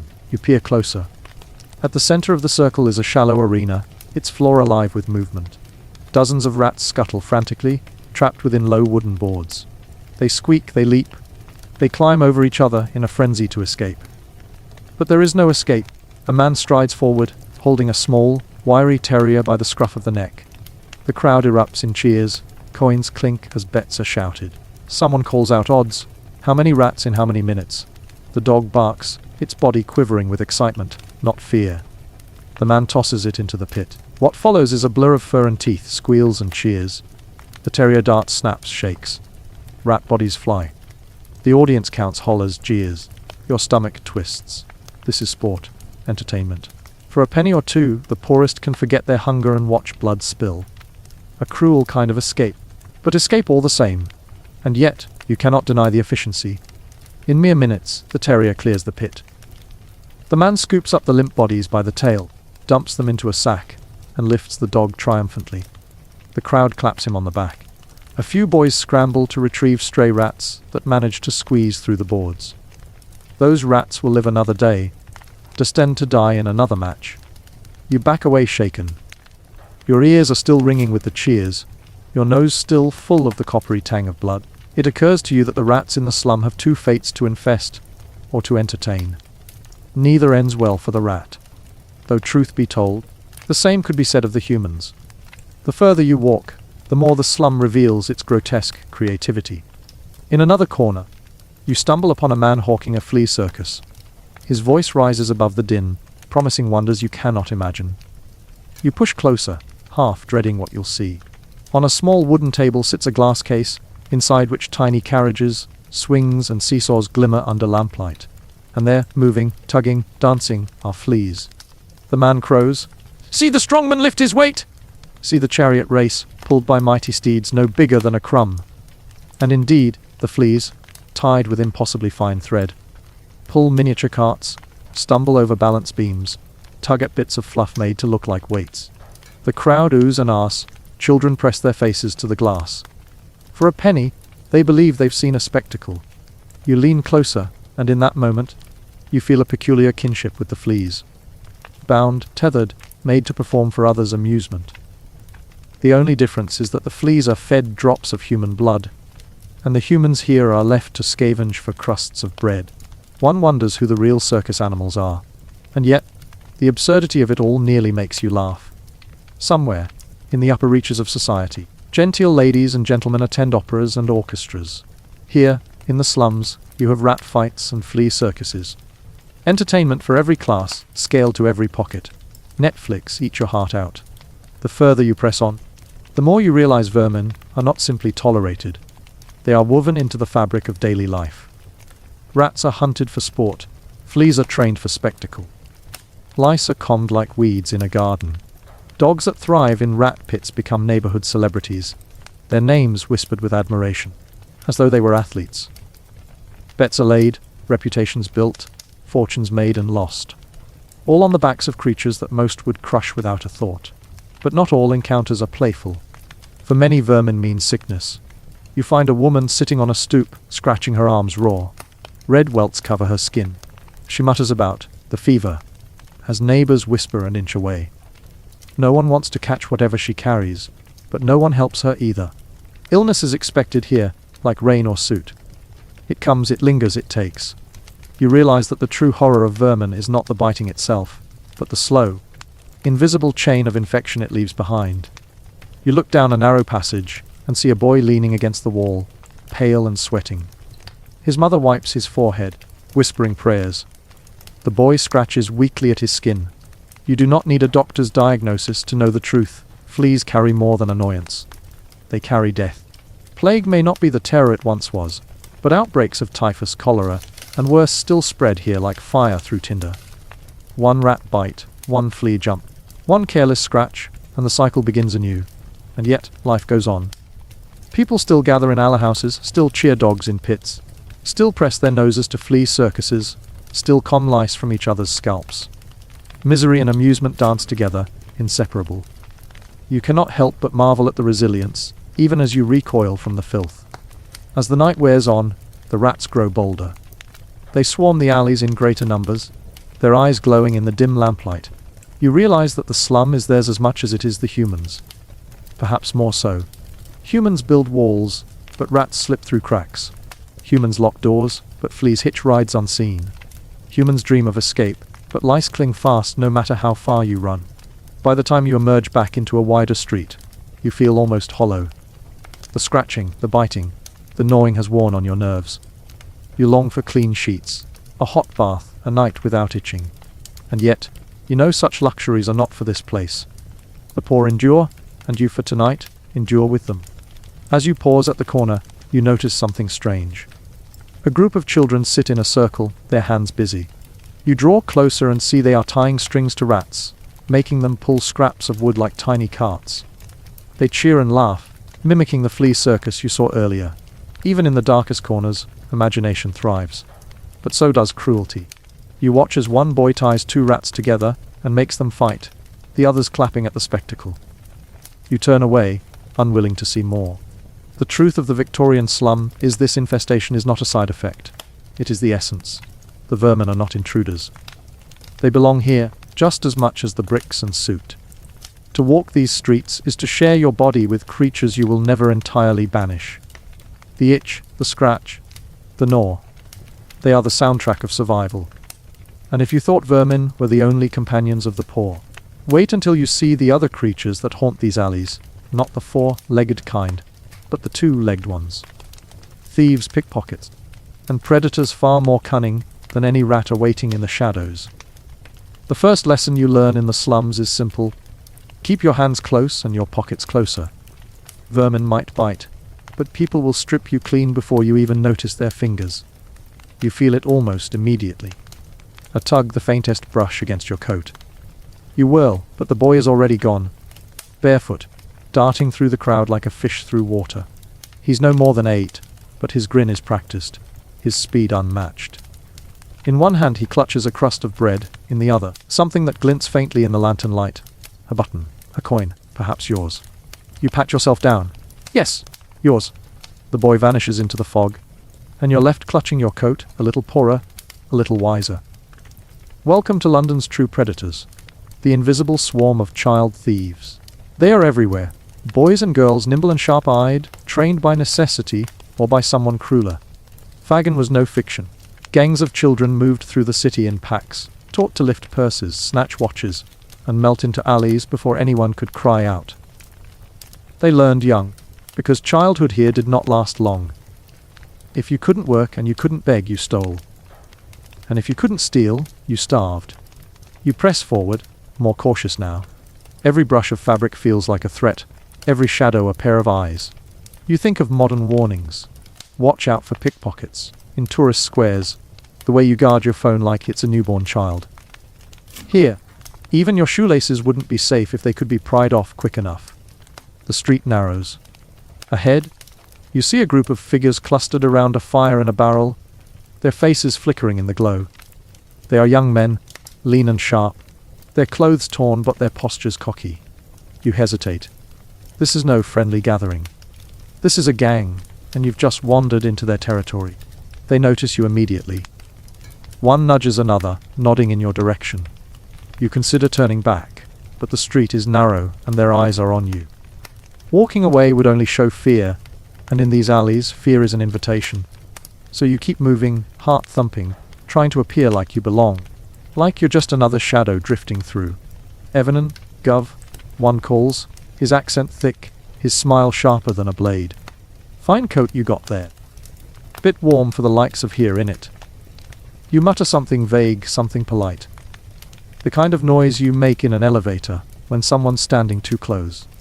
The gang chuckles, and one steps closer, circling you like a cat around a bird. Your pulse spikes. You know what's coming. These are the highwaymen of the alley. The predators of the poor. They don't need knives. Not at first. Numbers are enough. The suggestion of violence is sometimes stronger than the thing itself. Another boy flicks your sleeve, testing the fabric. Velvet, he says with mock reverence. You sure you ain't lost, mate? The others laugh. You laugh too. A nervous chuckle that you instantly regret. Never laugh at a wolf when you're dressed like a sheep. It could end here. They could corner you, strip you bare, leave you shivering in the gutter. But luck is fickle in the slums, and tonight it seems to lean in your favor. A shout echoes from down the street, a whistle shrills, and the gang scatters like roaches under light. A patrol is coming. You exhale, your knees weak, your palms sweaty. Eminem would thrive here. You hurry on before luck decides to test itself again. The whistle grows louder.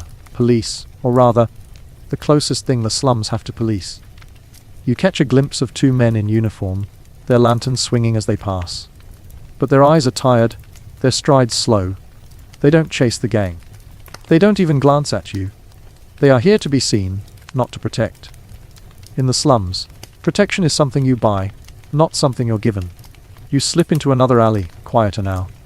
A man leans against the wall, his hat pulled low, his gaze steady. You feel the weight of his stare as you pass. He doesn't move, doesn't speak. But you know, he has measured you, assessed your worth, your pockets, your danger. Tonight, perhaps, you are not worth the trouble.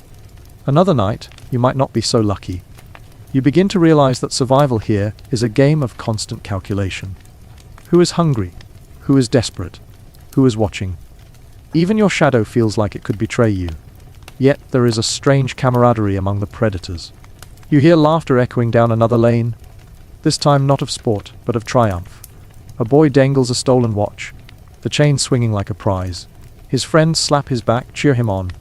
They are not ashamed. Why would they be? Theft is not crime here. It is skill, survival, almost art. One girl, no more than 12, holds out her hands. In her palm lies a pair of earrings, delicate and glinting. You wonder where she got them. A lady in the market, perhaps, or a drunk stumbling home from the tavern. She grins, showing teeth too big for her thin face, and the others clap. She is not a thief. She is a magician. With a flick of her fingers, wealth appeared, and then, just as suddenly, it disappears again. An older boy snatches the earrings from her hand, pockets them, and shoves her to the ground. The others laugh. She scrambles up, her eyes blazing, but she says nothing. She knows better. In the slums, theft doesn't stop at strangers. Even your friends will strip you bare if you let them. You press on, the night deepening, the fog thickening. Every figure you pass could be predator or prey, or both. You wonder if the vermin you saw earlier, the rats and fleas and lice, were easier in their cruelty. At least a rat bites you openly. At least a flea doesn't pretend to be your friend before it feeds. Humans, you think, are the cleverest parasites of all, and if you think gangs and pickpockets are unsettling, wait until you meet the ones who prey with promises instead of blades.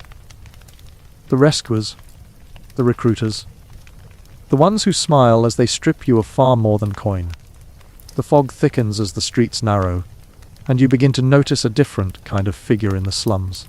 Not the wild-eyed boy ready to snatch a purse, nor the gang with swagger and knives hidden in their sleeves.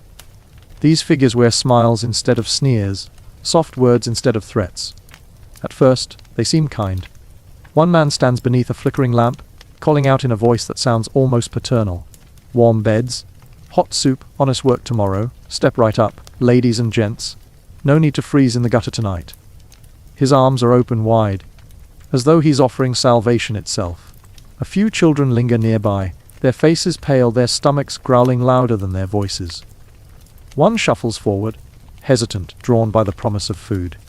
You watch as the man guides the child down a side street, one hand resting heavily on his shoulder. There's no knife, no threat. Just a smile and a path into shadow. You shiver. You know instinctively this is no rescue. The child has not been saved. He has been claimed. For every thief with a quick hand, there is another kind of predator who deals in human desperation. Recruiters they're sometimes called, though what they recruit for is rarely salvation. Factories need bodies. Workhouses need workers. Brothels need new faces. And the streets, endlessly hungry, provide them. You hear whispers of rescue homes for girls where charity and piety are promised. Step inside, though, and the doors lock behind you. You trade one prison for another. The same goes for children promised an apprenticeship. Some are given skills, yes. Many more are given chains of a different kind, laboring 16 hours a day for a master who feeds them less than a dog. You pause near a doorway where women huddle together, shawls tight around their shoulders. They look tired, worn, but their eyes are sharp. One calls out softly as you pass. Looking for a place to stay, love. A bed for the night. Her tone is coaxing, almost gentle.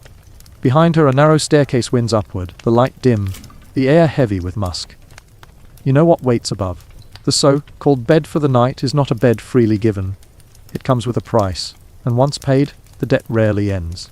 Girls lured in by kindness soon find themselves trapped, their labor of another kind demanded. The madam smiles, the girls smile too.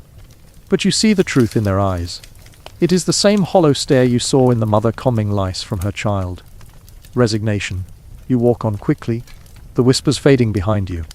Yet everywhere you turn, the same pattern repeats. False promises, hidden hooks. A man at the corner promises safe passage to work in the country. A woman offers to place a child as a servant in a fine house. None of it is free, none of it pure. The slum has learned that hunger can be a sharper leash than fear. You think about it and realize it's not so different from today. Scams still thrive where desperation lives. Too good to beat true job offers in your inbox. Payday loans with interest rates that devour your soul. Congratulations, you've won a cruise. Calls that somehow cost you money. The tools change, but the hunger remains, and the predators know it. The deeper into the night you go, the more obvious it becomes that the line between victim and predator blurs here. That boy who snatched your coin. Tomorrow he might be lured himself by a smiling recruiter. The girl with stolen earrings. Tomorrow she might be rescued into a brothel she can't escape. Hunger turns children into thieves, thieves into prey, prey into predators again. It is a cycle that feeds itself endlessly.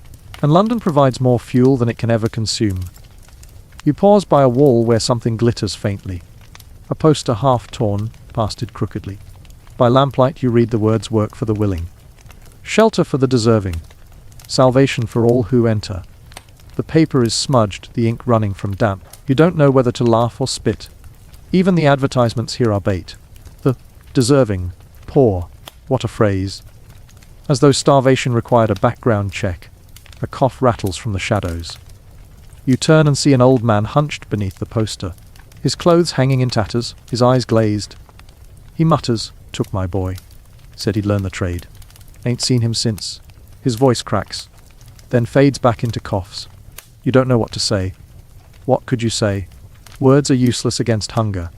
You step away, but his coughs follow you like an echo. The night feels heavier now, the fog colder. The alleys seem to lean inward, pressing on you, whispering with every brick, "Beware, beware." Still, you continue. Because what else is there to do? The slum has no exit, only deeper layers. Behind you are the vermin. Around you are the predators. Ahead of you. Well, you don't know yet, but the silence grows heavier with every step. A group of men pass you, speaking in low voices. You catch fragments. Shipment. Dockside. Hands needed. Their coats are better than most you've seen here, their boots clean. They are not slum-born, you realize. They are harvesters, here to gather the desperate and funnel them to wherever labor is cheapest and most brutal. The slum is not only a home for misery, it is a market, and its currency is flesh. The thought chills you deeper than any rat bite or gang threat. A thief might steal your purse, a gang might take your coat, but these men, they take your life, twist it, sell it, profit from it. And the slum has a never-ending supply. By the time you reach the end of the alley, dawn is beginning to pale the sky. The fog shifts, thinning slightly, though it still clings stubbornly to the stones. You breathe in, trying to clear the taste of smoke and deceit. And yet, even as daylight creeps in, you know the night never truly ends here. The predators rest, but they never vanish. Hunger does not keep office hours. Desperation does not sleep. You step onto a wider road, your boots crunching on damp cobblestones. Ahead lies another part of the slum, one that seems quieter, though the quiet is deceptive. You smell smoke, sour and acrid, rising from chimneys that belch not warmth, but poison. You realize that if the rats and thieves don't claim you, the air itself might. The factories are waiting. The first thing you notice is the smell. Not the usual cocktail of rot, smoke, and damp sewage that the streets generously gift you with. No, this is different, sharper, acrid. Like burnt metal and stale sweat shaken together into a perfume no sane person would bottle. It clings to the air, invades your nostrils, stings your eyes. This, you quickly realize, is the smell of work. Industrial work. The kind that doesn't so much pay your bills as slowly erase your lifespan. The slum around you has thinned into a district of brick monoliths. Factories, warehouses, mills, standing shoulder to shoulder like drunk giants trying to remember who owes who a pence. Each one exudes smoke that drifts into the low, hanging sky, painting it a permanent grey. The chimneys stretch high and proud, like church spires, but instead of promising salvation, they promise asthma. The gates stand open. Men, women, and children shuffle in like cattle. Their faces are pale with exhaustion, though it's only dawn.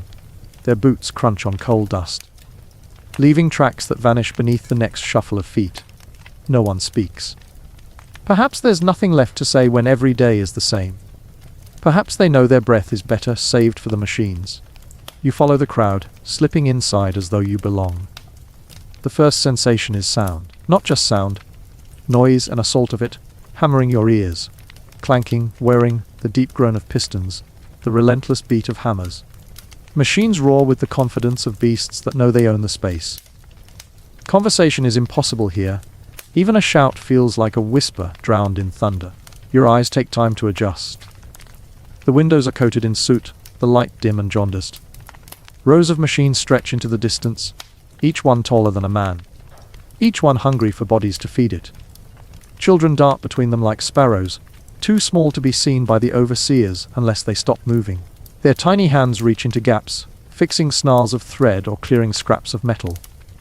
You flinch every time a machine wears too close. The children don't flinch. They've learned not to. A boy no older than 10 glances at you as he pulls a jammed spindle free. His fingers are raw, bandaged with cloth so dirty it blends with his skin. He doesn't smile. Just looks, then goes back to work. You realize he's accepted what you can barely stomach, that this is all there is. The overseer passes, a man with shoulders like barrels and a face carved from permanent disapproval. He carries a stick, not quite a cane, not quite a club, but perfectly suited for poking, prodding, and occasionally striking. He doesn't use it now though. He doesn't need to. Fear works more efficiently than wood. You feel the heat next. The air is thick, heavy with steam and smoke. Sweat drips down your back in seconds, sticking your shirt to your skin. The workers around you glisten with it, but no one wipes their brow. To stop working is to invite the stick, and the stick is never merciful. A woman beside you, her hair tied in a scarf that was once bright, but is now grey with dust, coughs into her sleeve. The sound rattles wet and deep. No one looks at her. Coughs are as common here as footsteps. You wonder how many of these people will survive the year. You suspect the factory has an answer, not all of them, and replacements are plentiful. For a moment, you think of your own world. People complaining about office jobs, about bad coffee, about their boss sending emails at midnight. You imagine bringing one of them here, plopping them down beside this woman, asking if maybe, just maybe, the Monday meeting isn't the worst fate after all. Not that this place makes your emails less soul-crushing, just perspective. A whistle blows high and shrill, cutting through the chaos. Instantly, the workers shift, moving faster, more frenzied. The machines seem to scream louder in response, as though pleased to be fed more vigorously.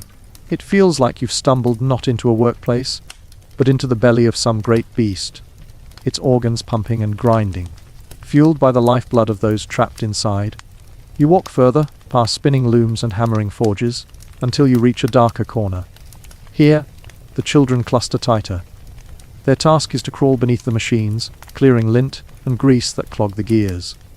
You crouch instinctively, trying to see what they see. The underside of the machine is a forest of spinning wheels and snapping belts, each one eager to devour flesh. A girl emerges, her dress torn, her arms scraped raw. She doesn't cry. She just hands a bundle of oily rags to another child and goes back under. A thought pierces you. If one of them is caught, if a belt or gear grabs hold, the machine won't stop. Not for a scream, not for a limb. The machine will eat and eat until it is finished, and then it will wait for another pair of hands to crawl inside. Efficiency, after all, is the god of this place. You force yourself to move on, your stomach tight, your throat dry. At the far wall, a furnace glows. Men shovel coal into its maw, their faces red with heat, their shirts plastered with sweat. They look like shades from some underworld, trapped in eternal service to a fire that never dies. You wonder if they dream of cool air, of rivers, of anything but flame. Or, if, like the children, they've forgotten dreaming altogether. Above the furnace hangs a clock, its hands crawling with a slowness that feels mocking. Hours stretch here, bend and warp. A day becomes not a measure of time but of endurance. How long can you breathe this air, lift this weight, feed this fire before your body fails? And yet, in the corners of this inferno, you catch glimpses of something else. Humor. A man with coal streaks on his face grins at another, muttering something you can't hear over the noise. But the second man chuckles anyway.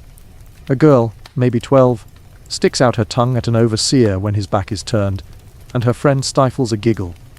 These moments are fleeting, fragile, but they are proof that even here, life clings stubbornly. You wonder what will become of them. Some will grow into adults with spines bent from labor, lungs scarred from dust, hands gnarled by burns and cuts. Some will not grow at all. And some, you suspect, will find ways to escape, not out of the slum, not entirely, but into drink, into crime, into whatever small rebellion they can afford. You glance up. The smoke from the furnaces curls toward the ceiling, where it seeps out through cracks and vents. Outside, that same smoke rises into the city, into the lungs of everyone above. The factory poisons not just its workers but the world around it. London may think it grows rich on this labor, but it is also quietly choking. You step back toward the gate, the noise fading only slightly as you retreat. The dawn that seemed pale before now looks bright by comparison, the grey sky almost welcoming. The workers remain inside, swallowed by the machines. You know they'll be there until the whistle blows again, hours from now. You also know they'll be back tomorrow, and the day after, and the day after. Because hunger doesn't end, and neither does the factory's appetite. As you leave the smoke behind, the slum stretches before you once more. You think you've seen the worst of it. The rats, the gangs, the predators, the machines. But the truth presses at the edge of your mind. Disease waits here too. Silent, invisible, creeping through water and air, striking faster than hunger or work. If you thought the factories were merciless, wait until you feel the fever rising from the gutters. You smell it before you see it. Not the ordinary stink of refuse or horse dung, or unwashed humanity, though all of that is very much present. No. This is sharper, sour, a stench that seems to coat the inside of your throat. It's the smell of sickness, of something rotten that has taken root not in garbage but in people. The slum exhales, and its breath is disease. At first, you might think you've stumbled upon a single unfortunate household. One door closed, one window shuttered, a muffled cry from within. But then you notice the pattern of street after street, curtains drawn, pale faces peeking out, the sound of hacking coughs drifting like music played badly on every corner. And then it dawns on you. This isn't an accident. It's an epidemic. Victorian London is generous with its gifts, but disease is the one it distributes most liberally.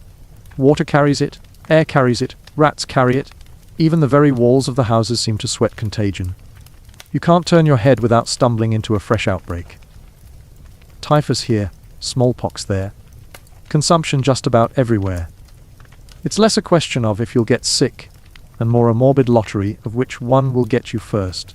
The people have a word for it. Fever. That's all. A catch-all term, as if naming the thing more specifically might give it power. Fever could mean chills that shake the body into exhaustion. Fever could mean a throat so raw you can't swallow. Fever could mean blue lips, sunken eyes, and silence within days. Doctors are rare here and medicine even rarer, so the body becomes both battlefield and physician. Most lose the fight. As you walk deeper into the slum, you spot a group gathered around a pump. A hand pump, dripping with cloudy water into cracked clay mugs. Children line up with buckets, barefoot and impatient. They gulp it greedily, the water running down their chins. You know what they don't? That the pump itself is death in disguise. Cholera lurks inside, invisible, waiting for another body to claim. The water looks clear enough, but clarity is no promise of safety. In fact, it's the cruelest trick of all. Someone collapses beside you. A woman, her shawl slipping from her shoulders, eyes rolling back as her legs give way. People move to help her, but cautiously, as though afraid the sickness might leap from her skin to theirs. Two men lift her into a cart already crowded with others. The cart rattles away, wheels squealing, bound for some poorhouse or fever ward. She groans once, then falls silent. You don't bother asking if she'll live. The odds aren't worth considering. And then, of course, there are the children. Their coughs are constant, high-pitched barks that echo in the narrow alleys. You pass one boy with cheeks hollowed by hunger, clutching his stomach. His sister pats his head absently, though her own lips are tinged blue. They don't seem alarmed. They don't even cry. In the slum, illness is as normal as hunger, and both are endured with the same dull acceptance. It isn't all silence and misery, though. Here and there, you hear laughter, sharp and defiant. A group of women sit on a stoop, gossiping loudly about a neighbor's misfortune, as though the plague hasn't touched their street. One man staggers past, bottle in hand, singing tunelessly about a love who left him for a baker. You wonder how many of them will be here tomorrow, and whether denial is itself a form of medicine. The doctors, those brave or foolish enough to venture into these streets, don't inspire much more confidence than the sickness itself. Their knowledge is patchy, their remedies often worse than the disease. Leeches, bleeding, purges, tonics that taste suspiciously like flavored water spiked with opium. Some of them honestly try to help, but others are little more than quacks with fine coats and dirty hands. And then there are those who stay away entirely, refusing to set foot in the slums, as if poverty itself were contagious. You pause at the sound of church bells. Slow, deliberate, each toll like a drop of cold water down your spine. A funeral procession moves past, thin and hurried. as if even mourning must keep pace with the sheer volume of death. A cart carries a coffin barely large enough for its occupant. A child, you realize, though no one meets your gaze to confirm it. The mourners shuffle silently, heads bowed. Eyes red not from tears but from smoke and sickness.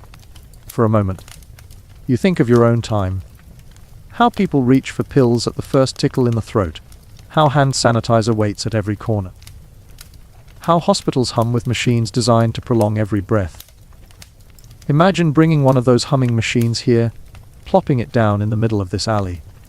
The Victorians wouldn't know whether to worship it as divine or smash it as witchcraft. Either way, it wouldn't keep up. The sickness is too much. There are too many bodies, too little air, too little hope. As night settles, the fever doesn't sleep. You pass windows glowing with candlelight, each one a vigil. The moans of the ill drift out into the street, mingling with the cries of hungry infants. Somewhere, a priest mutters prayers, his Latin half swallowed by the coughs of his congregation. Somewhere else, a midwife tends to a woman in labor, the child's first breath competing with the smell of sickness that hangs like a curse. And then there are the grave pits. You don't want to see them, but curiosity drags you there. In a muddy yard on the edge of the slum, men shovel earth into a trench already half filled. Wooden coffins, plain and cheap, stack like firewood. Some aren't coffins at all but bundles of cloth tied with rope, bodies inside hastily wrapped. The grave fills quickly, the dirt heaped without ceremony. There are too many to bury properly. Grief, here, has no time to flourish. You watch a child tug at a gravedigger's sleeve, holding out a rag toy. The man frowns, confused, until the child points to one of the bundles in the pit.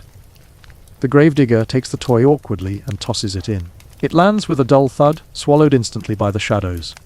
The child nods once, satisfied, then walks away. You feel your throat tighten. And yet, even in this sea of despair, life insists on itself. You see a couple stealing a kiss in a doorway, their faces flushed not with fever, but with something like hope. A group of boys chase one another down the alley, coughing as they run, but laughing too. Somewhere, a fiddle plays, its notes shrill but sweet, dancing defiantly against the groans and tolling bells. The slum is dying, yes, but it is also living. The two states are so entangled here that you can't tell them apart. Perhaps that is the secret to endure in the face of death, to carve laughter from despair, to live even as the grave waits impatiently. You turn a corner and nearly trip over a body. A man, sprawled against the wall, his eyes glassy. You kneel, but he's already gone. Someone has tucked a rag beneath his head as a pillow. His hand still clutches a bottle of gin, as though it were talisman or cure. You can't help but think he may have chosen this end, dulling his fever with drink until the world blurred into silence. Your own body shivers. Perhaps it's the night air, damp and chill. Perhaps it's something else, something that has already entered your lungs, your blood, your very bones. You can't be sure. You cough once, just to test yourself. The sound is harmless, ordinary. But in this place, every cough feels like a prophecy. As you move back toward the heart of the slum, the streets seem to close in tighter, pressing you into their suffocating grip. You realize the epidemic isn't just in the bodies, it's in the very stones, the very air. Escape is possible, but only for those with coin. And coin is the one cure no one here possesses. Still, there is something worse waiting beyond the fever. Disease may be merciless, but it is honest. Other predators stalk these streets at night, thieves, pimps, murderers, opportunists who see sickness not as tragedy, but as opportunity. If you thought fever was cruel, wait until you meet the living monsters who thrive in its shadow. The night is thick, not just with fog, but with something heavier, an unease that clings to your skin like damp cloth.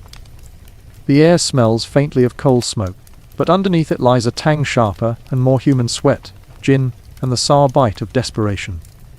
Daytime belongs to the factories, to labor and smoke, but nighttime belongs to something far darker. You take one step into the alley and immediately regret it. The cobbles are slick with something you hope is just rainwater. Shadows loom tall and thin, stretching where gas lamps flicker like dying candles. The slum at night is not a place of silence. It's alive with whispers, footsteps, muffled cries. Here, disease and hunger are background noise. The real danger wears boots. A figure emerges ahead, swaggering slightly. His hat is tilted low, his coat patched, but carried with a kind of pride. His smile gleams faintly in the lamplight. Too wide, too practiced. This is the slum's other profession, the pickpocket, the cut-purse, the opportunist. You feel his eyes slide over you, weighing your worth, deciding whether you're prey. For a moment, he steps closer, but then a louder shout down the alley distracts him. He melts into the dark with the ease of a man who knows the streets better than his own home. You move on, careful now, and stumble into a new scene, a gathering at the corner, where a man in a tattered waistcoat hawks remedies from a wooden crate. His bottles gleam, filled with amber liquid that smells suspiciously like cheap gin cut with something nastier. "'Cause what ails ye?" he shouts, his voice sharp against the night. "Cholera, cough, the pox, a broken heart. Aye, all fixed in one sip." The crowd chuckles, coins exchange hands. Snake oil, you think? But in a world where medicine is as rare as miracles, snake oil is better than nothing. A woman sidles past you. Her dress is threadbare but adjusted just so, neckline tugged lower, shawl askew. She leans against a wall, her voice soft, coaxing. This is another trade of the slum, old as time, profitable as ever. Men pass her, some glancing away, others slowing, their hunger different from the one they felt at the factory gate. She laughs lightly, masking a desperation you can feel from across the street. Survival here often wears a painted face. And then, further along, you come upon a darker gathering. Not the casual crime of pickpockets, or the weary commerce of sex, but something colder. Two men drag a sack between them, its weight awkward, its contents shifting with a sickening thump. They avoid the lamplight, but you catch a glimpse, a pale hand slipping from the sack before one of them shoves it back inside. Resurrectionists. Body snatchers. The dead fetch a fine price in London. Medical schools pay handsomely for fresh cadavers. In the slum, even death doesn't guarantee rest. You freeze, wondering if they'll notice you, if you'll end up sharing the sack's fate, despite still being alive. But they pass, muttering low, disappearing toward the outskirts where a cart waits. You breathe again shakily. Suddenly, the fever pits of yesterday seem merciful. The night deepens, and with it the sense of menace. Groups gather in doorways, whispering plans that sound suspiciously like robberies. Children, yes, children, dart between them, eyes sharp, fingers quicker than the shadows. The slum trains its youngest not in reading or numbers, but in survival. One boy slips close to you, and you feel the tug at your coat. His hand is gone before you can react, your pocket lighter. He vanishes with a grin, his bare feet slapping the stones. You can't even be angry. In his world, theft is breakfast. Somewhere a scream splits the night, short, cut off, swallowed quickly by silence. No one rushes to help. No one even looks. In the slum, attention is as dangerous as inaction. You walk faster, your heart thudding, half expecting to feel a blade slide between your ribs. Yet, as before, there are cracks in the darkness where life pushes through. In one doorway, a fiddler plays, his bow scraping out a tune both wild and mournful. A group of neighbors gather, clapping along, stomping their feet. For a moment, the alley is not a den of thieves but a tavern without walls. Laughter bounces between bricks, defiantly human, as though to tell the shadows you can take everything else but not this. Still, it cannot last. The music fades, the neighbors drift back into their hovels, and the slum resumes its true form. Hungry, watchful, dangerous. You realize the slum doesn't sleep. It doesn't rest. It simply changes shifts, passing misery from day to night like a baton in a never-ending race.